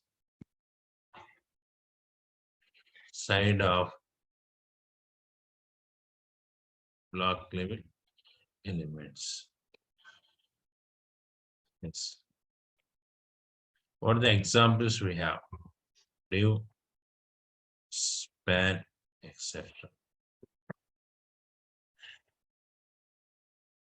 So these are all block level elements. These block level elements we are using to display other to display the contours with the width of the screen size. Okay. So sorry, span is not block level, by mistake I have written. Table. Okay, paragraph. All these elements comes under block level elements. And inline elements, if you observe here, okay, cannot occupy width of the screen. The examples, if you take here, yes, span, okay, anchor tag. So all this comes under inline elements. Inline, within the line, block occupies the complete one section of the screen. So I will show you example. You will get more clarity there. So once again, if you observe here, block level elements occupy the complete width of the screen. And inline elements, if you observe here, they don't occupy the width of the screen. That is the main point. Okay, yes. Now I'm using this div tag and span tag here. First of all, so div tag I'm taking is div block level element or inline element? Tell me. Div tag, is it block level or inline? Block level. Yeah, block level. What about others? Yes. Can't you answer? Yeah. So Block level. block level means what is that? Occupies complete screen width of the screen, right? Yes. Span tag is example for inline or block level. Inline. Inline. So both comes under containers or not? Huh? Both are containers or not? Container. Yes. Container. Now see here, this is the div tag. This div tag welcome message I have given. Now, if I refresh, it displays welcome message. Yes. Now after this div tag, yeah, I'm taking Scott. Yeah. Where we can expect this Scott? Side of this welcome or new line? New line. New line. Because that welcome, that div tag occupies the complete width of the screen, not welcome message. Okay, so that div tag occupies the complete screen width. So that's why here you can see it is coming in new line. So if I apply styles on this, style is equal to, okay, yes, background color I'm applying to see the real view. Background color something like yellow I have given. Now see, the div tag is expanded up to the complete width of the screen like this. Is it clear? So that's why the next element is coming in new line. Okay. In case if I use span tag instead of div, if you use span tag instead of div, then what is the output of it? Will So take span is inline or block level? inline. Inline. Will it occupy complete screen width? No, only welcome. Then Scott displays side or new line. Side of welcome or in new line? Next to the welcome. Next to the welcome. Very good. Observe here, it displays like this. Is it clear? Now, div and span tag, div and span tag we are using to design the web pages. Okay, div and span tag we are using to design the web pages. So, in designing point of view, to hold the multiple controls as a group, we are using this div and span tag. You understand? Yes. Now the thing is that group of elements you want to display side by side. Then we are using span tag. And that group of elements you want to display one by one. Then we are using div tag. That is the difference of this. You got it? Yes or no? Yes. Yes. So blocklet elements. Block level. Block level elements. Yeah. Blocklet elements example in span tag. I didn't get you. Come again. Span tag is inline element. Span tag is inline element. Now you can see. Span tag is inline element. Got it? Okay. Div tag is block. Block means occupy the complete screen width. That point of view using that block. Okay. Span is what? Inline elements. Okay. Yes. So this is very important concept. So in these containers, div and span, these two elements only we are using to grouping purpose. For grouping purpose, table contains special features to display the data in rows and columns point of view. Paragraph contains paragraph style. Anchor is hyperlink. I will show you all these controls. Now we are talking about div and span only. Yes. So div is nothing but block level element. Span is inline element. That is the concept of this. See, for example, in this program, just this is one span tag. Yeah, inside this span tag, I want to take one image. See in my desktop, yes, apple.jpg is there and all.jpg is there. I'm displaying img source is equal to apple.jpg. So these controls I will explain to you. No need to worry about that. Width is equal to 100 pixels. I have given like this. This span tag apple.jpg image I'm displaying. In new line, just I want to display one heading. So that is H4 tag I'm using, Apple and H4. Then here, just I'm using one more heading, okay, H5. That is price 100 per kg, something I have given like this. Okay, let me delete this card now. See, I have taken one span. This span, how many elements I placed it here? So one image control, one heading tag, and one more heading tag we have. Now it displays this output like that. Yes. Now I'm taking one more copy of this to display. Yes. This is nothing but all.jpg and here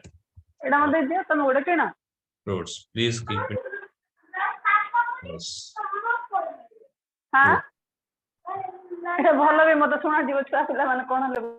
Yes, like that I have taken these two. Now save and refresh. Now we are getting this output like this. Now here I have taken this BR tag now. So and heading tag, that's why it is separating like this. Into the new line it is coming here. Even if I use span tag. Is it clear? Because what is BR? Yes. What is BR? BR is Break the line. so now you can means you can display this side by side by using some more CSS properties. So that concept I will discuss later, how to display this side by side. Anyhow, this is one group and this is another group which we have here. So these groups I prepared with span tag. Okay, these groups I prepared with span tag, but I used BR here. So that's why again it is coming this span and this span is coming into new line. So that is we can display side by side by using display property only. Display property, we are using float left, like that we have different types of properties. So that I will discuss later, because if you practice like that, sometimes what is happening, it is coming into new line. Okay, then we can align this properly. So when you give that BR, that time it is happening. So that concept I will discuss with you later. Anyhow, that simple, if I take any simple text like this here, now delete everything.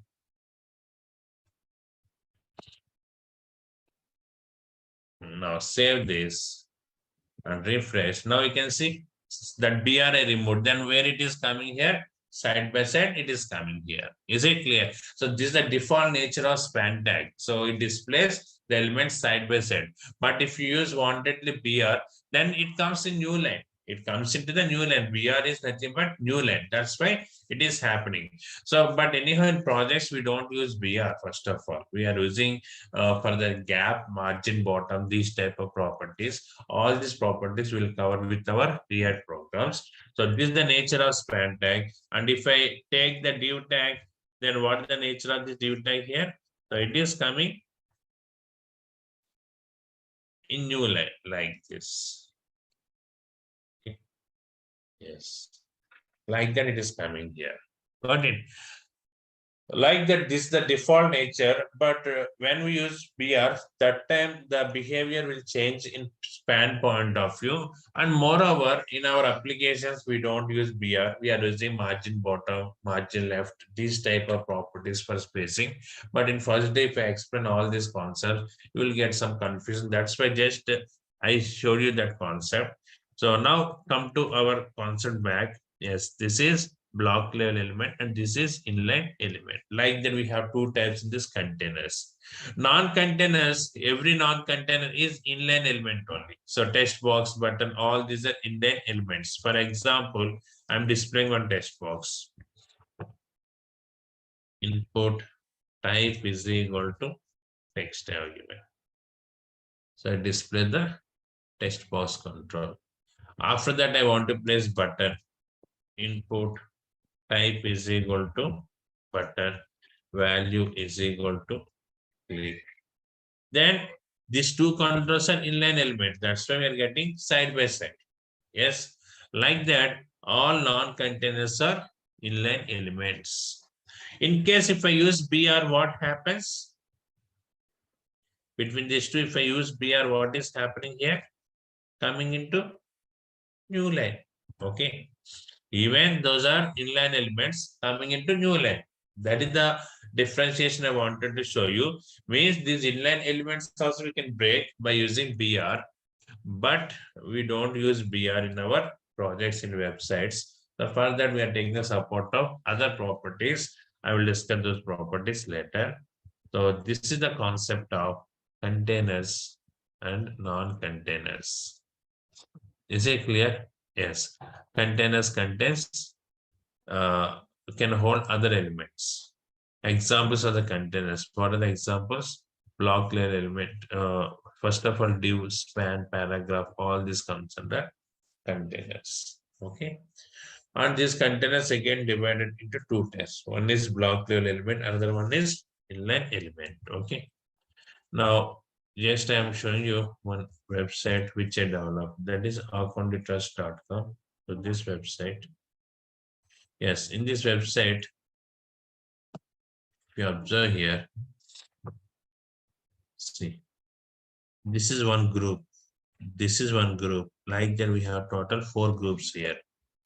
So first group contains this image, heading, some text button. Second group contains image, heading, text.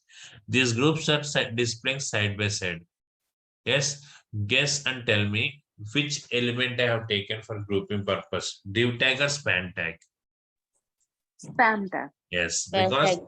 these are coming side by side. For example, this is one menu. This menu is displaying a separate block. In this menu, I given number of items like list items. Okay. Okay, inside the another list, like that we have different elements. I will discuss those things. So if I click here, drop down is coming like that. So enter this menu I prepared with div tag. Okay, it is occupied the complete with. And this is one group. Is it clear? Yes, this group prepared with div or span. Huh? Which element we use it to prepare this entire group? Tell me. It's a Tag. div. Div, because it occupies the complete width of the screen. Like that here. So this is also one div. Inside this div, again, this is one span, this is one span, this is one span. So join us is in one span, contact us is one span. Like that, we can use div and span tags. And second point, you can div is block level element, span is inline element. So by using CSS styles, you can convert into means opposite elements also. For example, div I want to convert to inline, yes, we can convert. Span I want to convert into block level, yes, we can convert. So that scenario we'll discuss later. So anyhow, the default nature of div and span is, yes, div is inline element or block level element, span is inline element. That is the main interview question. Now table is one more example for block level element. Yes, what is the role of table? Nothing is there. See, already got some clarity about div and span. So this we are using to hold the multiple controls, okay, as a group. So multiple groups we have, you want to display side by side, then we are using span tag. Multiple groups you want to display one by one, then we are using div tag. That is the clarity you got. Now, what is table? Table we are using to display data in rows and column wise. In our React.js programs, we are connecting with the API service, server-side API service. So API service, it may be anything, Java API service or .NET or Node API service. Here I would explain with Node API service. So that API service is fetching some information, giving some information that data it is providing to React program. So that time that information I want to display on the browser in table format. Then we are taking the support of this table tag. We got it. Yes. So that's why you should know how to use this table. Now this is the table tag. Yes. Border is equal to 1 pixel border I am using. Inside this table, rows you want to place. Here is the tag we are using. Inside this TD. That is column. Another TD. That is one more. Save this and refresh. Now you can see underscore output we are getting here. One more row I am taking here. Here, TD 200 and another TD. Then save and refresh. We are getting them. Means in a row and column point of view, any presentation is there, then we are using table tag. And here for this table, headings also can provide PH. Okay, serial number. Okay, that is one heading I have given here. And PH. So user PH. This is another heading. Yes, like that we are using table. Yes, yeah. This is simple format of table which we have here. Okay, so these examples I will paste in the chat window for your practice. Okay. Yes, this is one example which we got. So let me undo the previous one example. Not this one.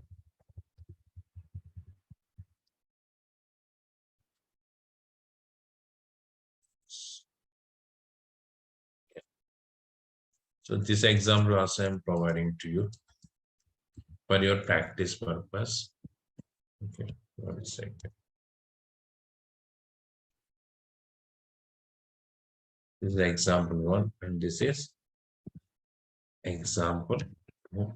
The first example, yes, you want to use on-click event, you can use, otherwise you can remove. Just these controls we are using. So just get some clarity about this control. That's all. Don't think about dynamic functionalities now. Is it clear? Yes. So we discussed div, span, and table. Okay. Next one, paragraph is simple. Paragraph we are using to display the paragraph gaps. Text message. Okay. Text content you want to display, then we are using paragraph. So it is light. Okay. We don't use that paragraph much. Anchor tag is there. Anchor tag we are using to display the hyperlinks in the web page. That I will discuss because this is also we are using frequently. Okay. Now anchor tag href is equal to, okay, something I'm using. Okay, now, yeah. See, first of all, this is anchor tag, it contains hyperlink symbol like this. Now, my requirement is when I click on this anchor tag, I want to redirect to Google website. Then href is the property which we are using. There you can use http://google.com everywhere. Means if user click on this hyperlink, we are redirecting to Google website. That's the meaning of this. Okay. When I click on this here, just now it is redirected to Google website. Like that hyperlinks you want to place in your project, then we are taking the support of this anchor tags. Okay. Yes. Yeah. And the heading tags we have H1, just welcome message I'll give it. Yes. That's the first heading we have. It's like the different headings.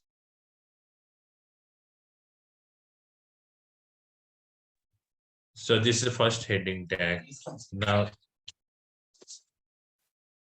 copy this, paste. Total 6 headings we have. So this is H2, and this is H3, and this is H4, this is H5, H6. Like that we have these 6 heading tags here. H3, H4, H5, and H6. Save this and refresh it. We have these 6 heading tags like this. Okay. So these are the common things which we are using in our projects, React projects continuously in containers point of view. Is it clear? Yes. Now, yeah, come on. Any questions, any doubts you have? Till now, we discussed some points. Yes. Yeah. So tell me, what is container? What is container? You can give me answer, no problem. Don't feel shy to give answers. Container holds more elements. Yeah, container can hold more elements. So for grouping purpose, we are using, right? How many Correct. types? How many types of containers? First of all, how many types of elements we have? 2 types. One is Black light. container. Container. Types of elements I'm asking, not types of containers, right? Types of Container elements. and non-container. Yes, exactly. Correct. So container can hold other elements, non-containers cannot hold other elements. Cannot hold other elements. Tell me the examples of containers. Some examples. Container, some example. Div, Span, paragraph, anchor. Paragraph anchor tag. tag also container. Yesterday we used mark you. Do you remember that? Yes. Is it Yes. container or non-container? Container. Yeah, it's a Yeah, that clarity you will get now. Okay, yeah, you have doubt on this mark Q, whether it is container or non-container. Then how can you clarify that the mark Q is there? First point, it contains open and closing tags. So it gives some idea about this is container. Okay, a second check is just I'm using welcome message. Okay, that mark Q stores the text like this. Okay, fine. Now if I keep image source is equal to apple.jpg, width is equal to 40 pixels. Now my question is, if marquee container, if marquee is container, will it display image control or same text? Which one you are expecting? Can it hold image control or not if it is container? You got my point? If marquee is container, can it hold image control? Yes. Yes. If it is not container, it cannot hold image control. It displays that simple text. Now see the result of this. If you refresh this, yes, it is giving the image control. Means it is container. Okay. So we have multi-line text box. What is that? Text area. Yes. It is also paid tag, open and closing. Okay. Is it container or non-container? Text area. Guess. You guess and tell me. Stick Is it? Huh? container. Because it is paid tag. No. Text Yes. area, it's a non-container. Very good. Text area is non-container. Now here, what is the output you're expecting? Image control or same text? I think it will not display. So for example, text area, if I place cart, will it display cart or not? Yes, it will display cart like this. Text area is multi-line text box. Okay, we are using multi-line text box like this. Now instead of cart, I'm placing this img source is equal apple.jpg. Then are you expecting image or same text? Huh? Yes, Yes, means what? but I don't know. You don't know. Yes, but you don't know. Yes, same text it displays here because it is non-container. That's why you can see. Yes, it is same text displays here. Means Oh, all. it got in a text format. Yeah, okay. Yes, because it is non-container, right? And the mark is container. That's why we got in the control format. That control we got here. But here, this is text area is non-container. That's why we got in text format. Is it clear? So that's why all paid tags are not containers. You got it? All paid tags are not containers. But all containers are paid tags. Yes or no? You got my point? All containers are paid tags, but all paid tags may be container, may not be container. That's the main point.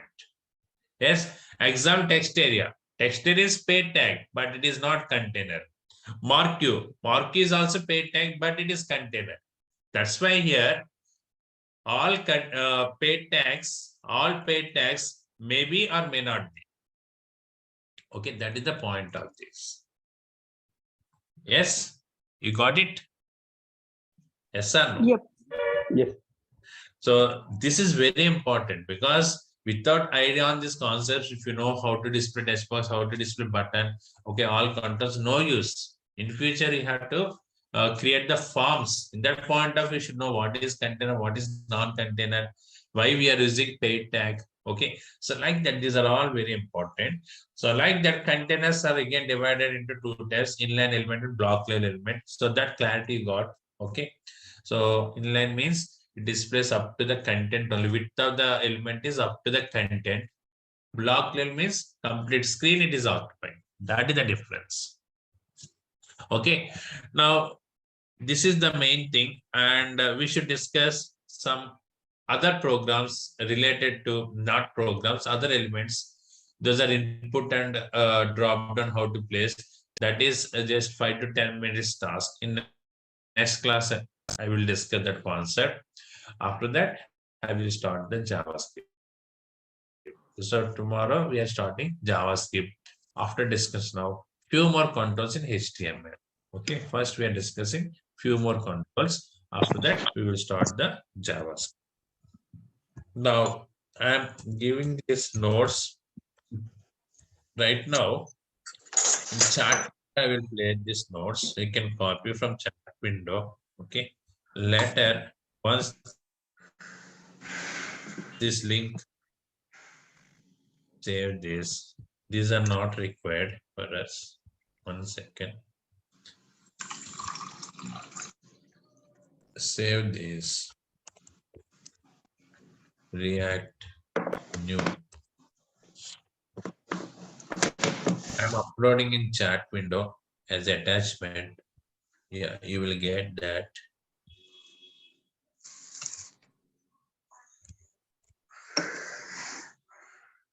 What is our React new? Where it is? Yes, here it is. Now check it out your chart.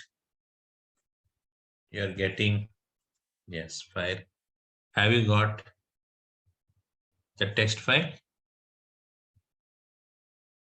Yes. Yes, yes, yes. Everyone received this file. Yes, I received. You can download this. Make it fast. I will close this meeting now. If I close, you cannot download. So move mouse over this, and if you click on that, then it is opening in your system. Then you can save. Is it open or not? It's open. Yes. So we need to discuss few more contours. Practice these concepts today. What are the concepts we discussed? Any doubts you have in this point of in tomorrow class we'll discuss again. Okay. And tomorrow itself, after remaining these HTML concepts, I would start JavaScript. Okay. Fine. Then, One more small question. So we need to get any idea like CSS styles. yeah, so We know like some of the background styles, color. see some of the styles. Okay, I will explain to you. Okay, few more styles can learn by using any website, that is W3 schools is enough in CSS point of view. Okay. Okay. Okay. Yes. Yeah, we will check. Yeah. So fine. In next class. Thank you. Thank you. Yeah. Bye. What the concept we are discussing last class?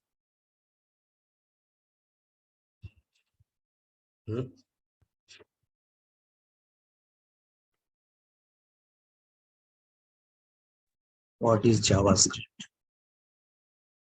What is JavaScript and how to declare? JavaScript, right? So this is the concept we are discussing. Fine.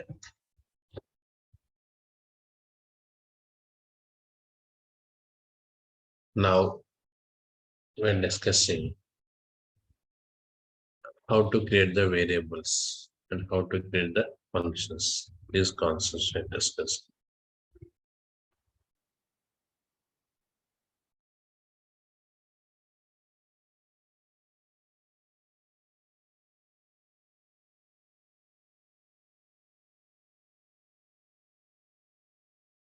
Now,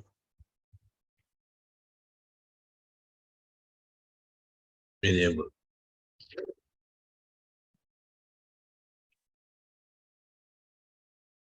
Variable is name of memory, location, stored values.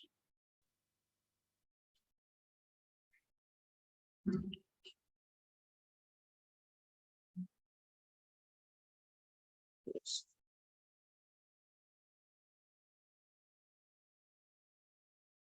Variable is the name of memory location. We are using to store the values. Okay. So I already told you in project development, we are using variables to store the values here. So at the time of execution, okay, logic execution, the results you want to store in one location, then we are taking variables. Like that, in so many concepts, we are using variables. So variable is nothing but the name of memory location to store some values. Okay. Yes. JavaScript is loosely typescript. Who need to write data types at the time of variable declarations. Yes.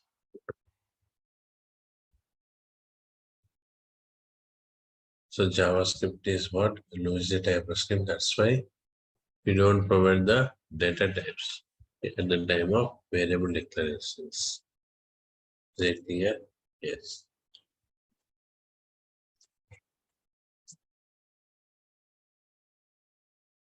So we don't have any data types in JavaScript, first of all. Explicitly, we are not providing any data types. Yes, yeah. We can use where or let to create variables in Java.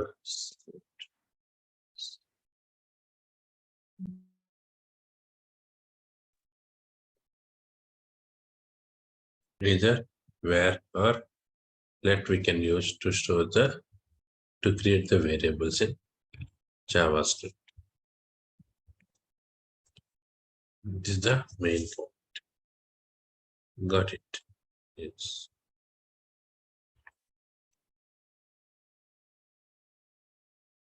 Now I'm creating a program.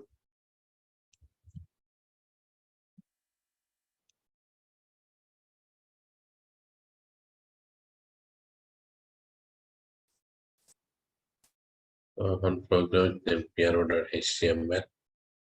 In this program, just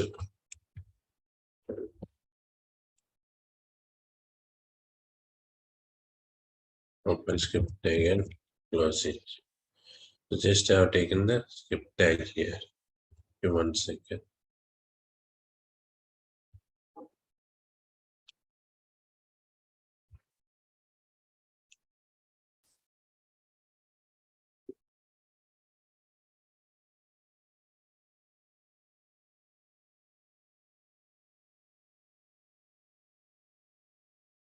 In the script tag, where serial number is equal to 100 value. So just the variable I'm creating with the name serial number and its value is 100.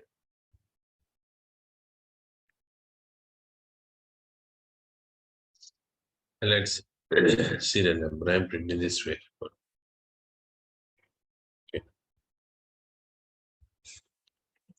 Here I have given where serial number is equal to 100. Finally, I'm printing that serial number. Now pro.html. Now you can see displays 100. Okay, fine.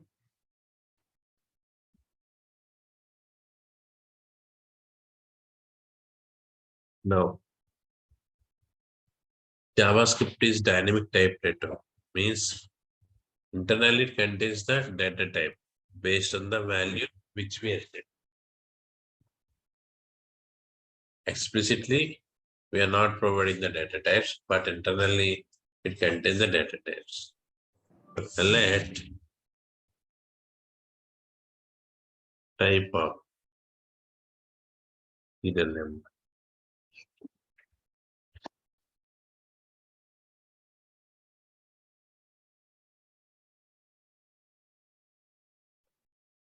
Now here, type of serial number I'm using here. Now refresh 100 and type is number. Okay. Yes.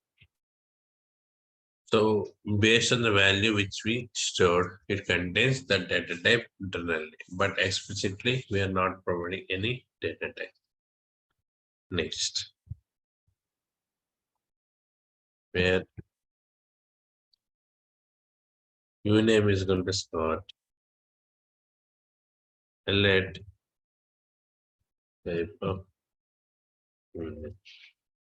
So this card type is string. Refresh number and string we are getting. Next, where x is equal to true. Charge. Let yes. This is Boolean value. Yes. Now taken x is equal to and select type of. Okay. So x is Boolean data.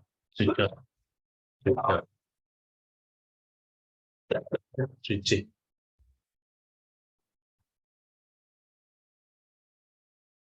Refresh it. 100 number string Boolean. Yes, this is about type of function.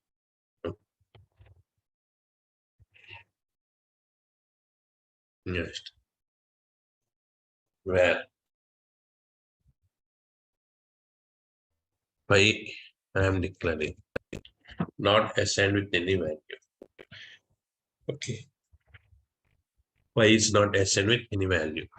Now here it comes under undefined.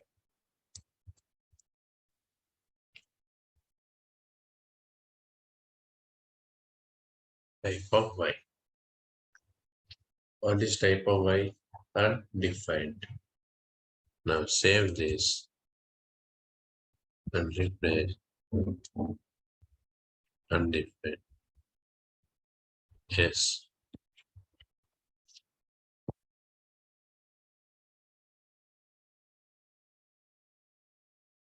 Next. Where A is equal to. See, object type is there. I am storing properties. Okay. Properties are nothing but collection of name and values. Okay. So right now we are using how to store we are discussing how to store the properties, but later we will discuss many more about these properties. Right now, simple property we are discussing. Okay, now here you name city and let type of okay. Save this and refresh and the number string boolean undefined and object. This is object data. It is clear? Yes. Like that, we have these different types of data types in JavaScript to store the to store the values, to create the variables, right? Yes. So, but explicitly, we are not providing any data type. Internally, every variable contains the data type based on the value which we assigned. Okay. Is this clear? Any doubts? Any queries? Okay, fine.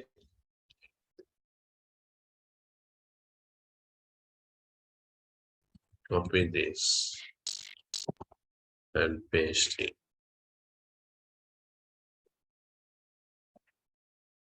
Next. So we are discussing What is the function? How to declare the function and what is function? Okay, that concept we're discussing.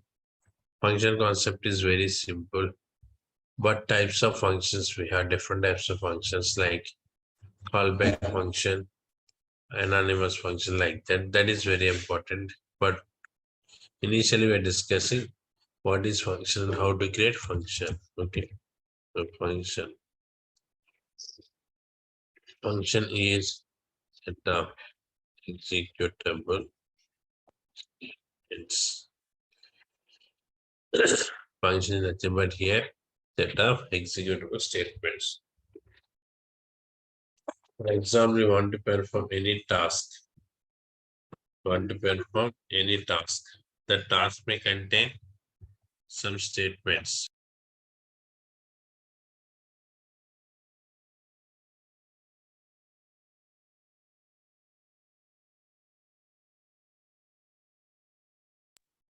Yes. For example, a task is there. The task requires multiple statements. All the statements we can hold as a function. That is the concept of this.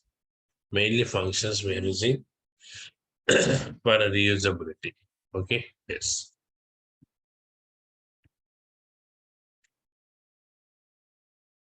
Functions are reusable. Reusable means what is that? So only one time we are declaring and we are calling many times. So that is the concept of reusable.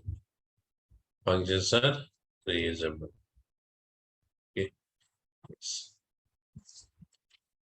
Second, if you have to this function achievement set of executable statements and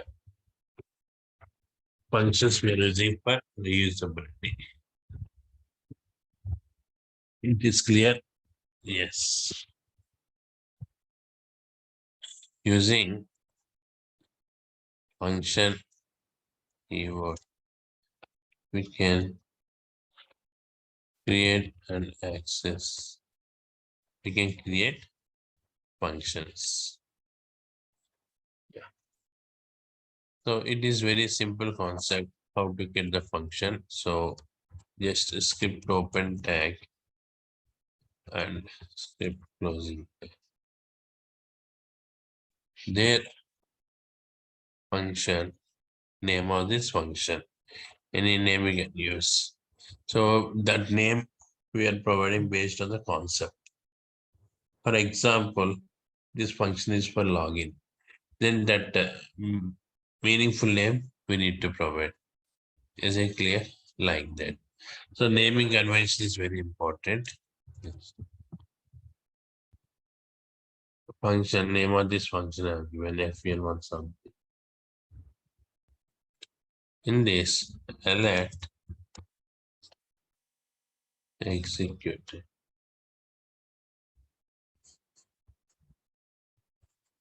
Yes, yeah.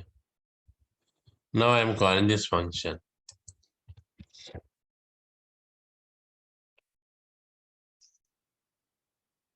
Save this and refresh. What the output we are getting? Executed is the output. Yes.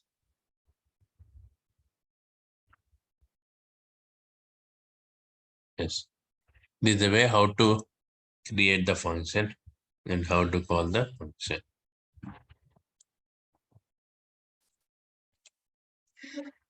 Next. See, we are passing the arguments into function at the time of calling. Yes. We can pass arguments into functions. Yes. For example,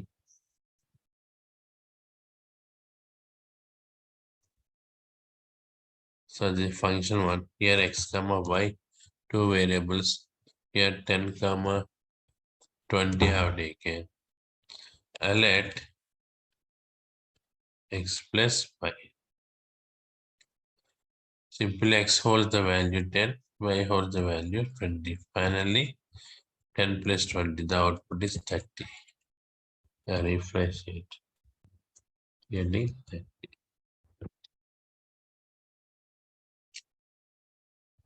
It is clear? Yes. So we can pass the arguments. Those arguments is stored in variable x and y. Yes, yeah.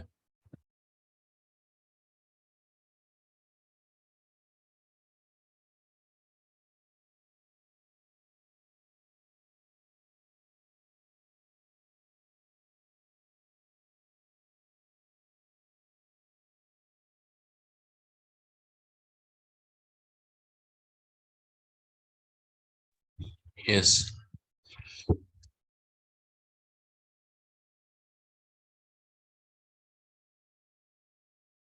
Next,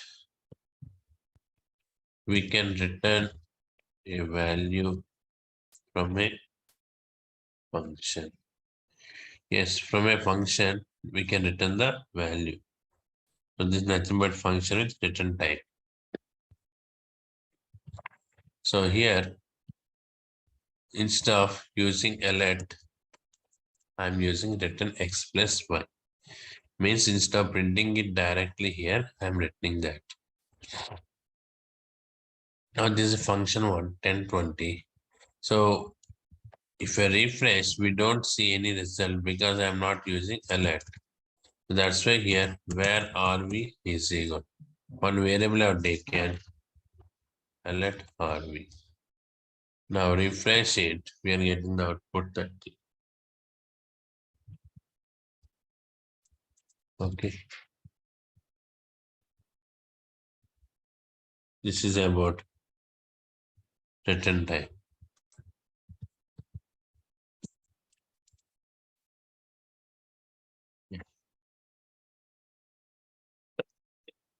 These are the different ways how to create the functions. Yes. So it is clear. Any doubts you have? It is very simple concept. Okay. Yes, sir. Yes. Okay. Now, what is where and what is let? So actually here let is introduced with the ECMAScript 6th version. So ECMAScript is providing standards of JavaScript. Okay. ECMAScript is providing the standards of JavaScript. Okay. So JavaScript new versions are introducing based on the ECMAScript from version 6 onwards. Okay. So many functionality they added in this ECMAScript. So many functionalities they added in this ECMAScript. Okay. Now here we are using this ECMAScript to work with this concept. So ECMAScript is providing standard. Those standards related functionalities they implemented JavaScript. In ECMAScript 6, they provided a let constant, okay, arrow function, class, object. These are many standards they introduced. Okay, so after that, which version released in JavaScript? Released JavaScript. That version contains all these concepts. Okay, so let is the concept of ES6, ECMAScript 6 version. What is let? Okay, that we are going to discuss. So where is function scope? Let is last scope. So that is the main difference between where and let. Is it clear? Where is the function scope? Let is last scope. Last. Now, what is function scope and what is block scope we are discussing. Now I'm taking a function fn. Okay, I have taken like this. In this function, where x is equal to 100, let y is equal to 100, let x, let y. Calling this function here.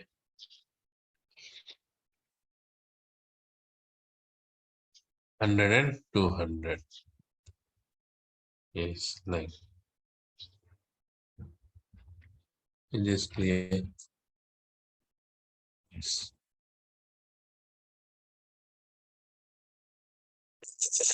Like then we are using this function.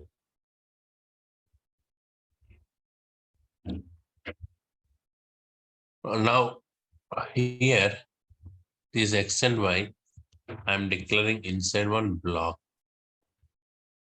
Yeah. So these are located inside a block. Now what is the meaning of this? Yes. This x we can access from anywhere. Okay, but y we cannot access because inside the block only we can access the y variable. Is this clear? Now save this and refresh 100. Inspect. Console here. Y is not defined. It is present message. Y is not defined. Because that Y we can access inside the block only. Yes, yeah. Now if I keep this,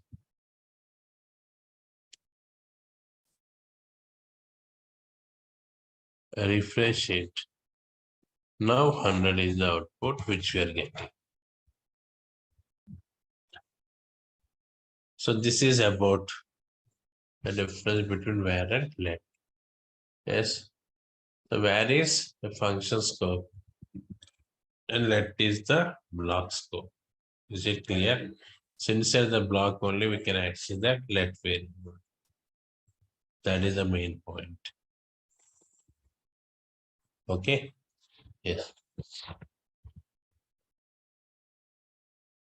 No. Copy this and paste.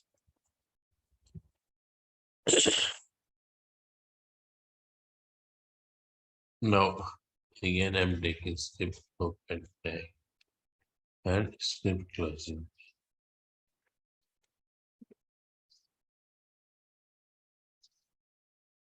So for where I is equal to 1, I less than or equal to 3, I plus argument. So what the meaning of this? We are running a loop. That loop starting from 1. I value is 1. And the condition is 1 less than or equal to 3, I plus. Now I let I have given you. Okay. How many times this loop is running? How many times? 3 times. Yes, sir. When I is 1, 2, 3. Because equality is also there, means 3 is equal to 3. Okay, up to 3 times. When I becomes 4, 4 less than 3, condition is false. 4 equal to 3, that is also false. Okay. Now we are calling this function. Save it and refresh 1, 2, 3. We are getting like this. Now outside this loop, just I'm using alert I. Now if you observe this one, 1, 2, 3, 4. We're getting 4 here. But in case if I give, because when it is coming out, that time I value is 4, right? And instead of where I'm using let.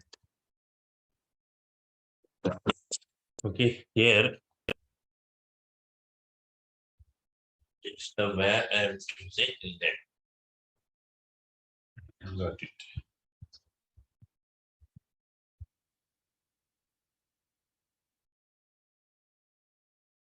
Save this and refresh 1, 2, 3. After that, Yeah, right. yes. I is not defined.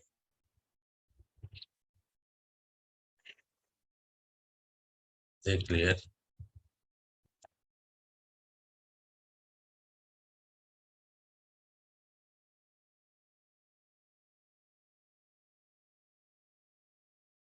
That's the main difference between where and let.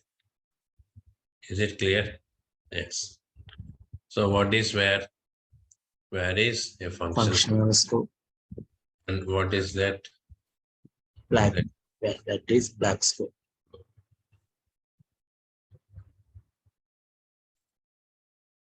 Yes.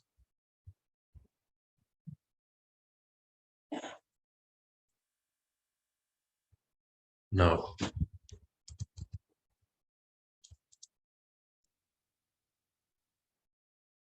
so this is clear, I guess. Any more doubts you have? Any more queries? You can ask me. No. Okay. Alright. Sir, once again, where and let. What is that coming in? What the difference? Where and let. Where and functions. That coming in? Where is function scope and let is Block. black scope. So simple example I given. So once again I'm telling to you.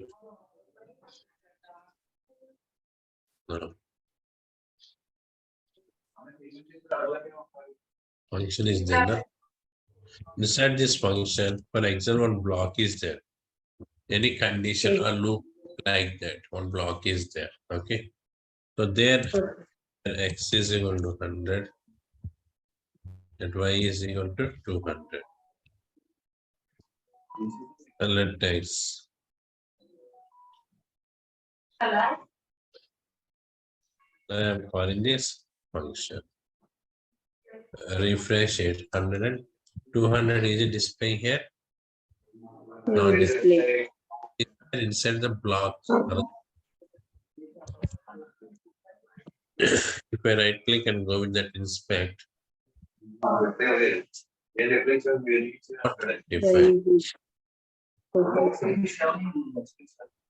Display that. Yeah. The difference between where and let.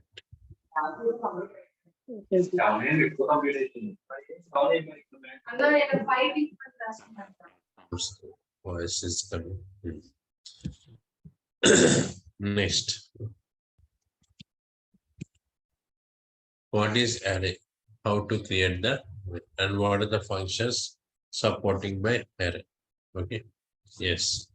Array is collection of elements. So what is array? Array is nothing but the collection of elements. Yes. For example, you want to store the multiple values. You want to store the multiple values in one location, then we are using array. So I'm getting database records. Okay, database records means multiple values. Those database records I want to store in location. Then we are using array. Like that in many locations, okay, we are using array to store the multiple values. Okay, yes. So each element is combination of index and value. Every element is combination of index and value. Okay, yes. So here by default, first element index starts with 0 and the last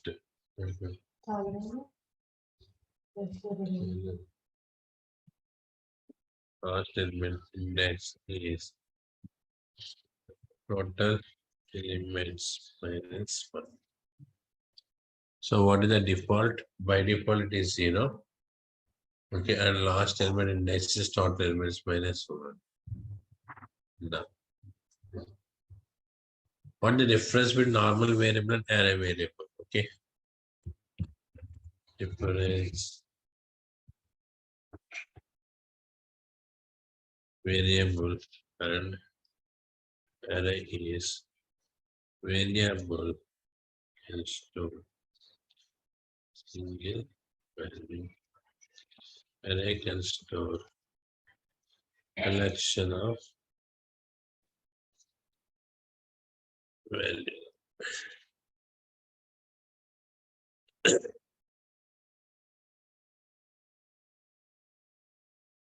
The main difference between normal variable and array is variable can store a single value and array can store the collection of values. That is the main. This clear? Yes. So here in JavaScript, we can create arrays in two ways. Now, yes, script open tag, closing tag. Here ARR is equal to 10, 20, 30, 40. So like that, 4 elements we are passing here. Now alert ARR. Now refresh. So we have these 4 elements 10, 20, 30, 40. Okay. This is one way of array declaration. Okay. Yes. There is another way where ARR1 is equal to your array of 1, 2, 3. ARR1 is equal to array of 1, 2, 3, 4. Finally, I'm using alert ARR.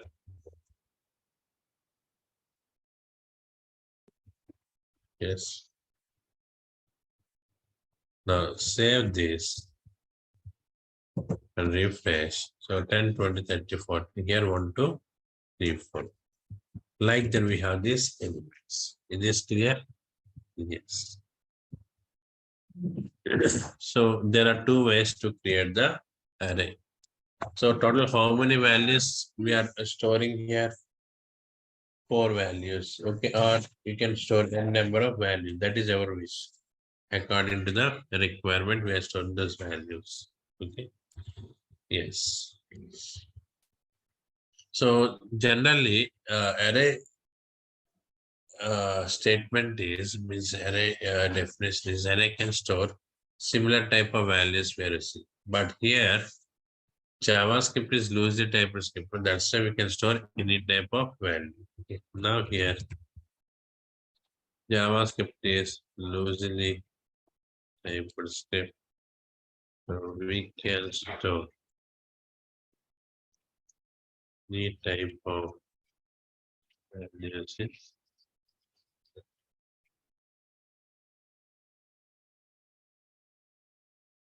Yes. Yes.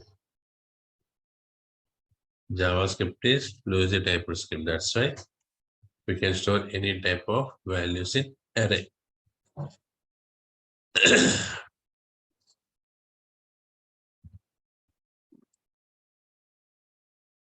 Now here,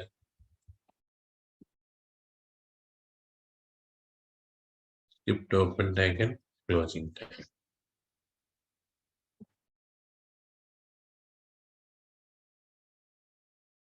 Now, where ARR is equal to 10, Scott, Amit, sorry,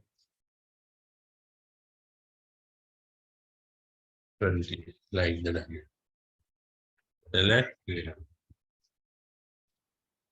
Means it is storing 10 Scott, Amit, 20. Finally, I will say alert ARR. I'm printing the ARR. Now save this and refresh it. We are getting 10 Scott, Amit, 20 as the output. It is clear.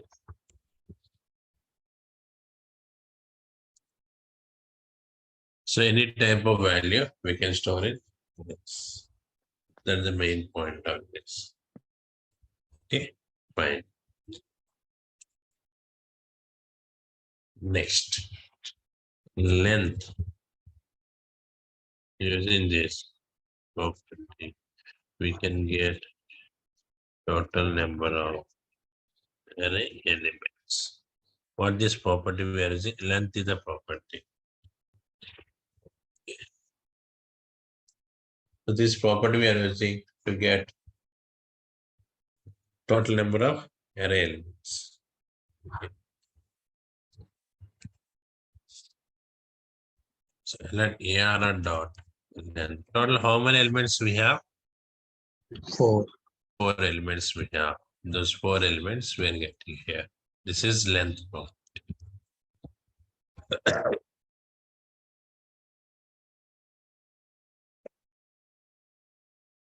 Next. Push.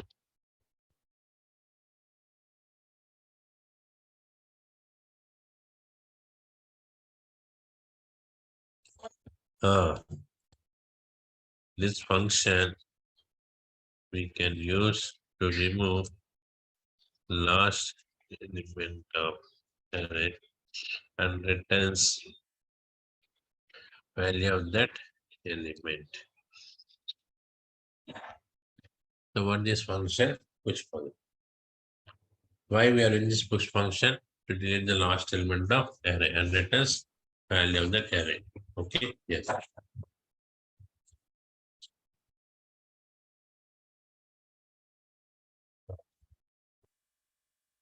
Sir, push will use to push some element to the object array, Sorry, right? to add. Can I add? I forgot. Yeah. To add the last element of array and returns total number of elements. It returns what? Total number of elements. Total number of. Okay. So now here already we have 4 elements now. AR dot push. So 30 I have given. Means it adds 30 in the last position where RV is here. So here it returns some value that I'm storing in variable RV. What is that RV now? What is RV? It's a written there. Which contains 10, Scott, Amit, 20, and 30. Add. No. 5 is the output. Total number of elements. 5. Already 4 elements we have, adding 30, then total 5 elements, right?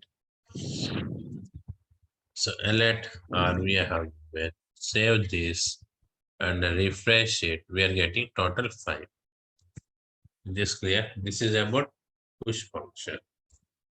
Yes. Yeah. Next. Oh. In this function with the last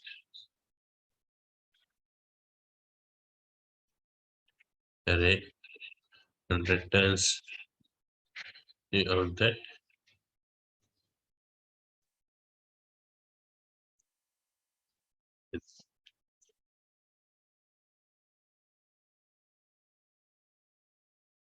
yes. What is this pop? Why we are using pop here? Remove the last element array and returns value of the thing. So AR and dot pop. Yes. Then it deletes the last element and storing variable RV. Now refresh. What the output of this? 20 is the output of this.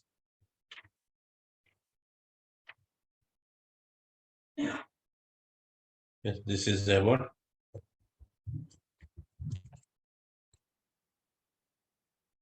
next shift. This function adds an element in the beginning of array returns. This function shift now, this function removes adds an element beginning of array and returns total number of 1 second. Yeah, shift is just for removing purpose we are using, not adding purpose. Removes an element at the beginning of array and returns value of the element.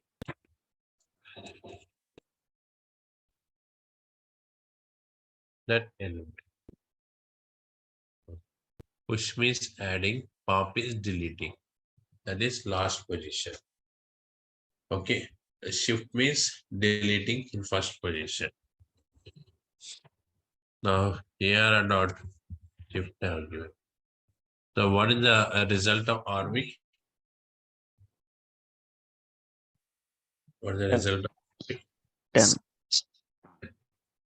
And if I print that ARR, then how many remaining elements it prints here? Scott. Scott, Amit, 20. Now we are getting 10. Scott Amit at 20. So once again you clear a guess. Okay, now here push. What is push? Okay, what is push here? You can Adds add an element, means that is adding here. A total number of elements 5, or we are getting into variable RV. Then ARR is nothing but 10, Scott Amit 20, 30. Now you can say 5, 10 Scott Amit 20, 30. This is push. Pop argument. Pop means removes the last element. And the 20 is storing in this variable. What are the remaining elements we have? 10 Scott Amit. Now 20 is there. Remaining elements are 10 Scott Amit. Now shift. What is shift here? Deletes the first element and returns that value, or with the first element, and remaining elements are Scott Amit 20 storing in this variable ARR. Now 10 after the Scott Amit 20. Next one, unshift. What is unshift here? Adds an element at the beginning of array and returns total number of elements. For example, 2 I have given. Now tell me what is RV and what is ARR? RV is 5. RV is 5. 5 and ARR is 2, 10, Scott, Amit, 20. yes, exactly. 2, 10 Amit Scott 20. Now refresh. 5, 2, 10 Scott Amit. Okay, Scott Amit 20. Okay. So these are some functions. We have few more functions like splice, slice, etc. So those functions we will discuss in next class. And any doubts you have in these functions? Why some people are joining late? Okay. In next class, we will discuss the remaining functions of array. And I guess tomorrow is the first Saturday for our batch, right? Okay. So first Saturday we don't have class, already told you. So again we have class Monday. Monday class we will discuss the remaining concepts, or what are the other array functions we have, those functions. Now these notes. So yesterday I uploaded this file, I guess, right?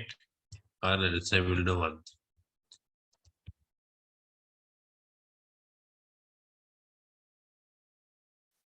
This file I'm uploading in the chat window because this link is not created for us, official link.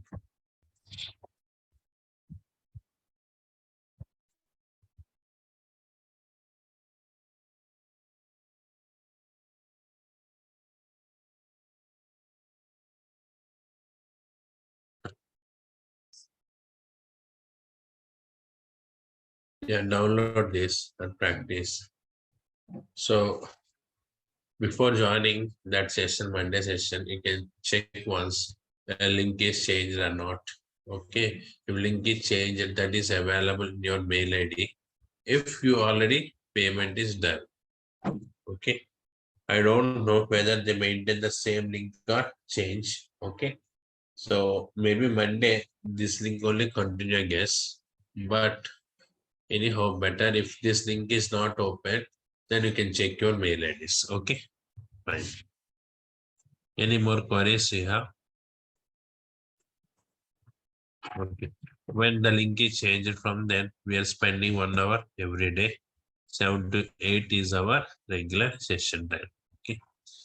Yeah. See you in Monday class. You can leave. Thank you.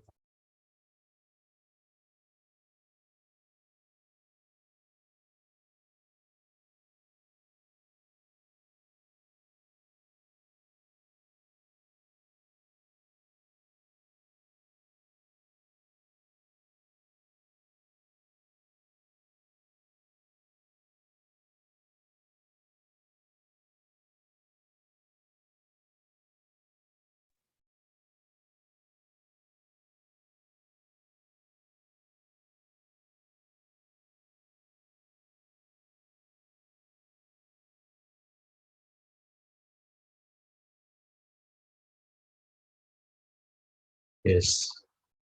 Can you see my screen? Yes. Yeah. Fine. First of all, I'm Swamy Naidu. I'm teaching UI technologies, React JS, Angular, okay, HTML, JavaScript, CSS. These technologies I'm teaching in Durga. Okay. So I have been from past 12 years in this teaching field. Okay. And also I'm working the company as UI developer.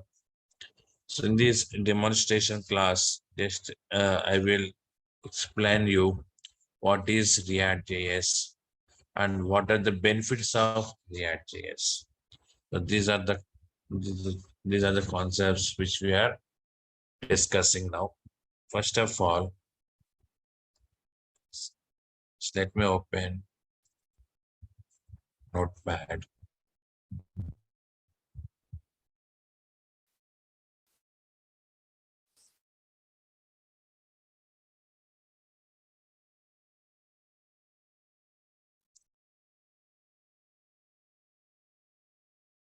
React JS.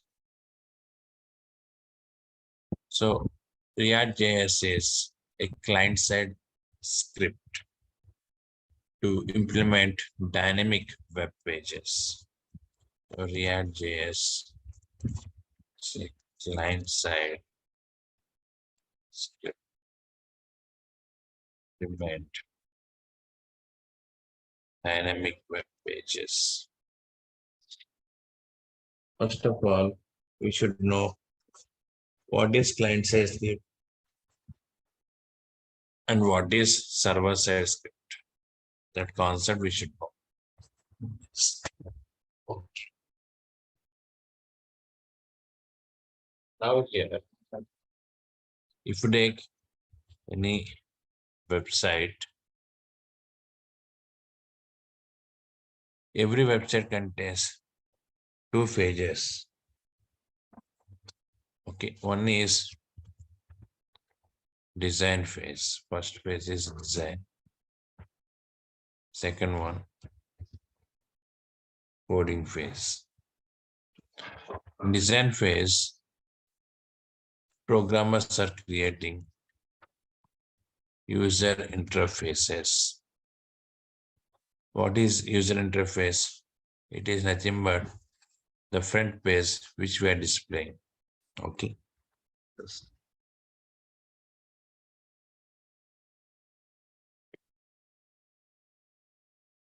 For example, if you open Google or Facebook, any websites, so you can see pages on the browser. Those pages we are calling as user interfaces. So these pages, how can we implement? What are the technologies? HTML, CSS, Bootstrap. So these are the technologies programmers are using to implement the user interfaces. Second one is coding. Yes. In coding point of view, there are two types of scriptings we have. One is client side, another one is server side.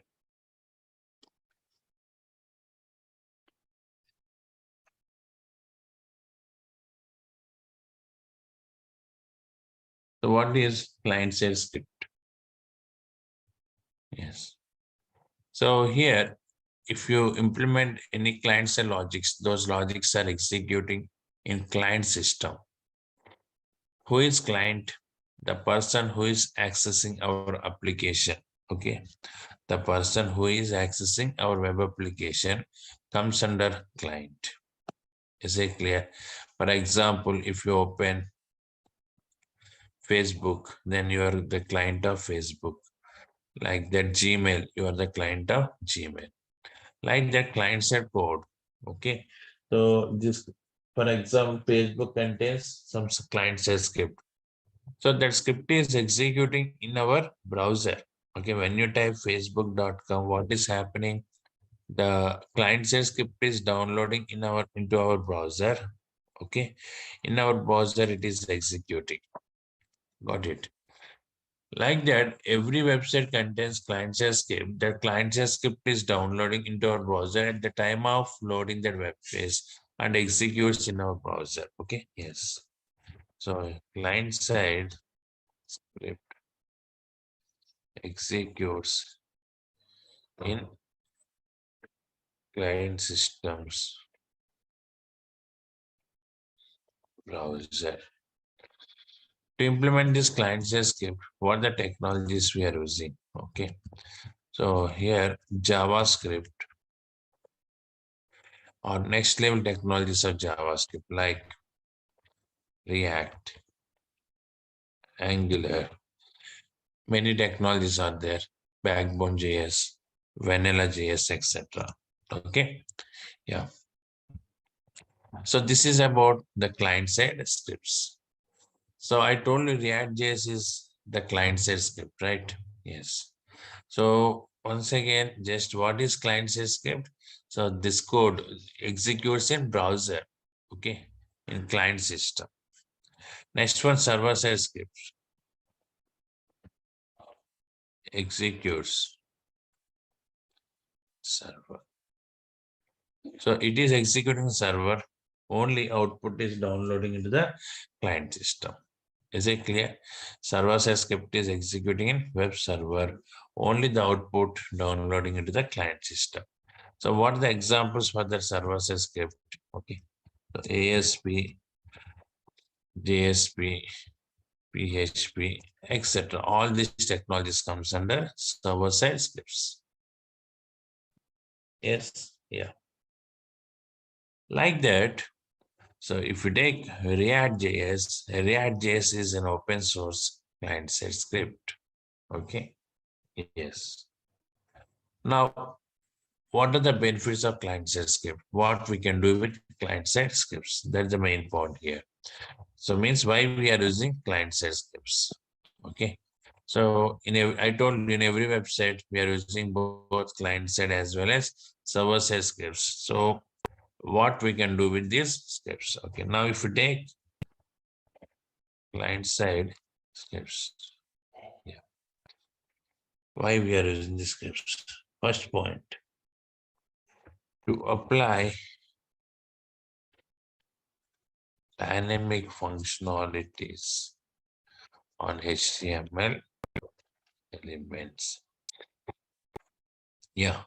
What the reason? First reason to use client side script to apply the dynamic functionalities on HTML elements. So if we take HTML elements like text box, button, radio button, image, all these controls comes under static controls. What is the meaning of static control? The properties of the controls cannot change. Static control means the properties of the controls cannot change at runtime. For example, I placed one image in HTML file by providing some width, height, and image name src. With some properties, I placed an image. So now with these properties, image is loading. Once it is loaded, later you want to change the properties, not possible. Is it clear? Yes. But by using JavaScript, we can change the properties of HTML controls at runtime. So one example I will show you.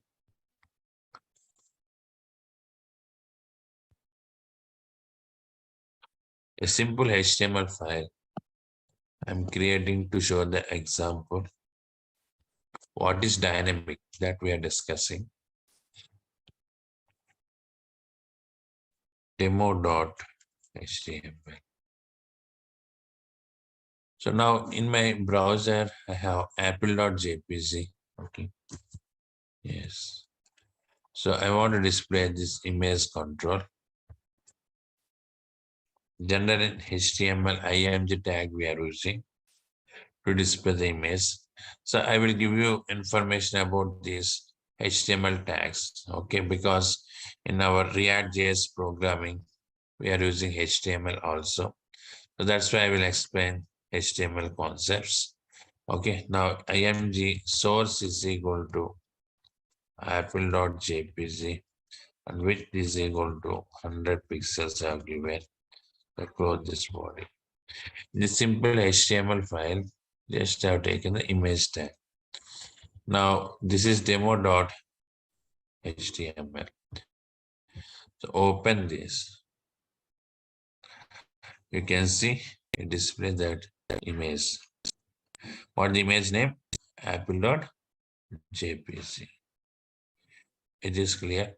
Now this control is loaded and this control is static control, right? I want to change this control as dynamic control. Okay. I want to change it as dynamic control. How can we change this as dynamic control? Yes, with the help of client-side scripts. Dynamic means changing the properties of control at runtime. Okay, it is nothing but changing the properties of controls at runtime. For example, here image is there, some source. So that source I want to change, or width I want to change, or height I want to change. So all this comes under dynamic concept. Okay. Now how to work with this dynamic concept? Now in this point of view, just I'm using, yeah, any client-side script we can use. Right now, we haven't started React. So I will show you that with JavaScript. My requirement is already what is image we have, what is the image we have, apple.jpg. When I click on this control, I want to change it as orange.jpg. That is the control. So here, just simply I'm writing a statement. Don't try to use this statement. We will discuss all this using React.js. Orange dot. So it is not JPG image, it is JPEG image. So now I have given a statement where on click is equal to JavaScript colon source we are changing. What the original source apple.jpg that I'm changing as orange.jpg. A refresh, click, now it displays orange.jpg. Okay, like that. The thing is, you want to change the properties at runtime. Properties of HTML control at runtime. Then we are taking the support of client-side scripts. That's the first reason why we are using.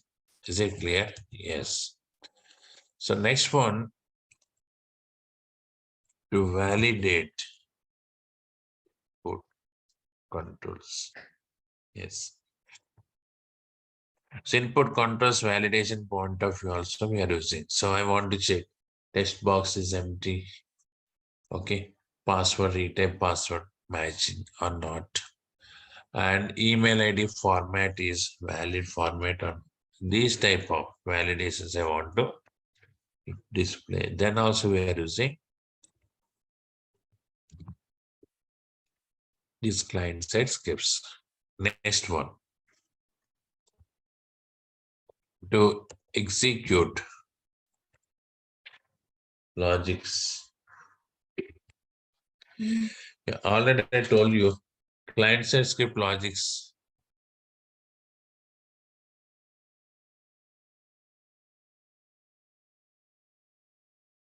Client-side logics are executing in browser. Is it clear? Client-side logics are executing in browser. So that's why, okay. So these logics result is very fast. For example, calculator program you are implementing in your application. To implement that calculator program, you can use either client-side script or server-side scripts. Okay. So client-side script, you can use React or any other client-side script. In server-side point of view, you're using ASP, JSP like that.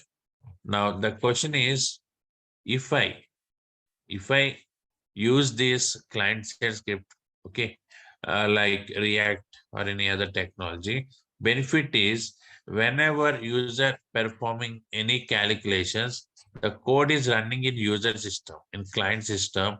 That's why you can see the result very fast. Yes, and if it is server-side script, okay, so then every time the request is going to the server and response is coming back to the browser. For this entire request and response, it takes some time. Okay. Yes. So that's why here the performance of client-side script is very, very faster than server-side script. You got it. The performance of client-side script is very, very faster than server-side script. And due to that reason, most of the logics in web applications we are implementing with client-side scripts only. Is it clear? And next one, yes. To use Ajax. To use the Ajax is very mandatory concept. Okay. So this Ajax we are using to send request to the server without submitting the web page. So generally server-side API calls we are accessing through Ajax. Okay. So that's why to work with this Ajax, okay, we are using the client side. Okay. So in this point of view also we are using client side scripts. So these are the main reasons why we are using the client side technologies here. Okay. Fine. I think all of you got the clarity in this point of view, right? Yes. Now we are discussing what is the basic history of React.js, who implemented, what is the reason behind that implementation. React.js, initially it was implemented by Jordan Walkie in the year 2013. Okay. So React.js implemented. Okay. By Jordan Walkie. The year 2013. So Jordan Walkie is one of the employees of Facebook organization, and to work with chat concept in Facebook, he implemented this code. Actually, first they developed this React.js to use in their application. They implemented this React.js to use in their application. Okay. Later, they added more features and released it as open source client-side script. You got it. Yeah. So React.js is implemented by Jordan Walkie, okay, in the year 2013. Okay. So basic version is 1.0. Okay. and later they added many more features, and 17th version currently, full version of 17th is available, and React is supporting many more features. Okay, so now we are discussing what are these features and how to work with these features. React.js is maintaining by Facebook Corporation. Who is maintaining this React.js? Facebook Corporation. Like that. This is about the React.js. So I think you got some clarity what is server-side script and what is client-side script. Server-side script is executing in server machine. Client-side script is executing browser. Okay. When client is accessing any web page, if that page contains client-side script, it downloads to the client system, and with the help of browser, it is executing. So if you take React.js, React.js is an open source client-side script, and the client-side scripts we are using to apply dynamic functionalities and HTML controls, to validate the input controls, to execute some logics, and to use Ajax. Okay, so in these areas we are using the client-side scripts. Okay, now what are the advantages? What are the features of React.js? Okay, the features of React.js we are discussing now. Yes. Before that, any questions, any doubts you have, you can ask me now. Hi, Swamy Naidu. I want to know what are the prerequisites required for this course and what we learn in this course. Yeah, Vijay. Vijay, pre-request is JavaScript mandatory. Yes, JavaScript, complete JavaScript is mandatory. Okay. Okay. Complete JavaScript, I will explain to you. Got it. Yeah. You only explain the JavaScript complete? Because I don't know, you people may have or may not have idea on this JavaScript. That too, JavaScript is very advanced. JavaScript is very, very important for us. Okay, that's why I only teach the JavaScript. Okay, around I'm spending 20 to 25 days to discuss the JavaScript. After then only I'm starting React classes. Okay. Okay. And also any backend technologies like Node.js, Express.js, Yes, MongoDB. these technologies are not required, but you should know how to access the API services. In that point of view, I will discuss the required small amount of Node.js, because here just how to get the API service, okay, and how to access. That is very, very important. We are working with CRUD operations, okay. That's why. So that time I will give you some information about Node.js, okay. But as UI developer, you have idea on this server-side logics. Okay. Node.js is one of the server-side scripting. Okay. Okay. Thank you. Thank you, sir. Any other persons? Any more doubts? Okay. So I will give you this entire information of this class. Okay. These topics. Okay. So now here, just what are the features? Yeah. Yes. Yeah. What are the features we have that we are discussing? So first of all, supports data. Right. Yes. So React.js is supporting data binding. Here, JavaScript is there. Okay.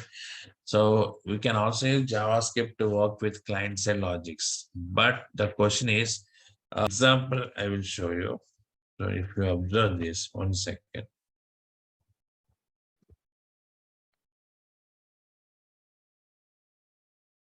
Yes.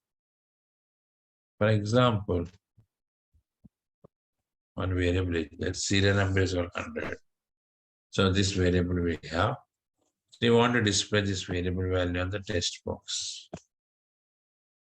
Then we are executing logics. Okay, this is some code. So using this code, we can read the variable value and display on the text box control. So it gives 100 here. Yes, yeah. In JavaScript, document.get element by ID we are using. Like that, if you take any other technologies, some functions are available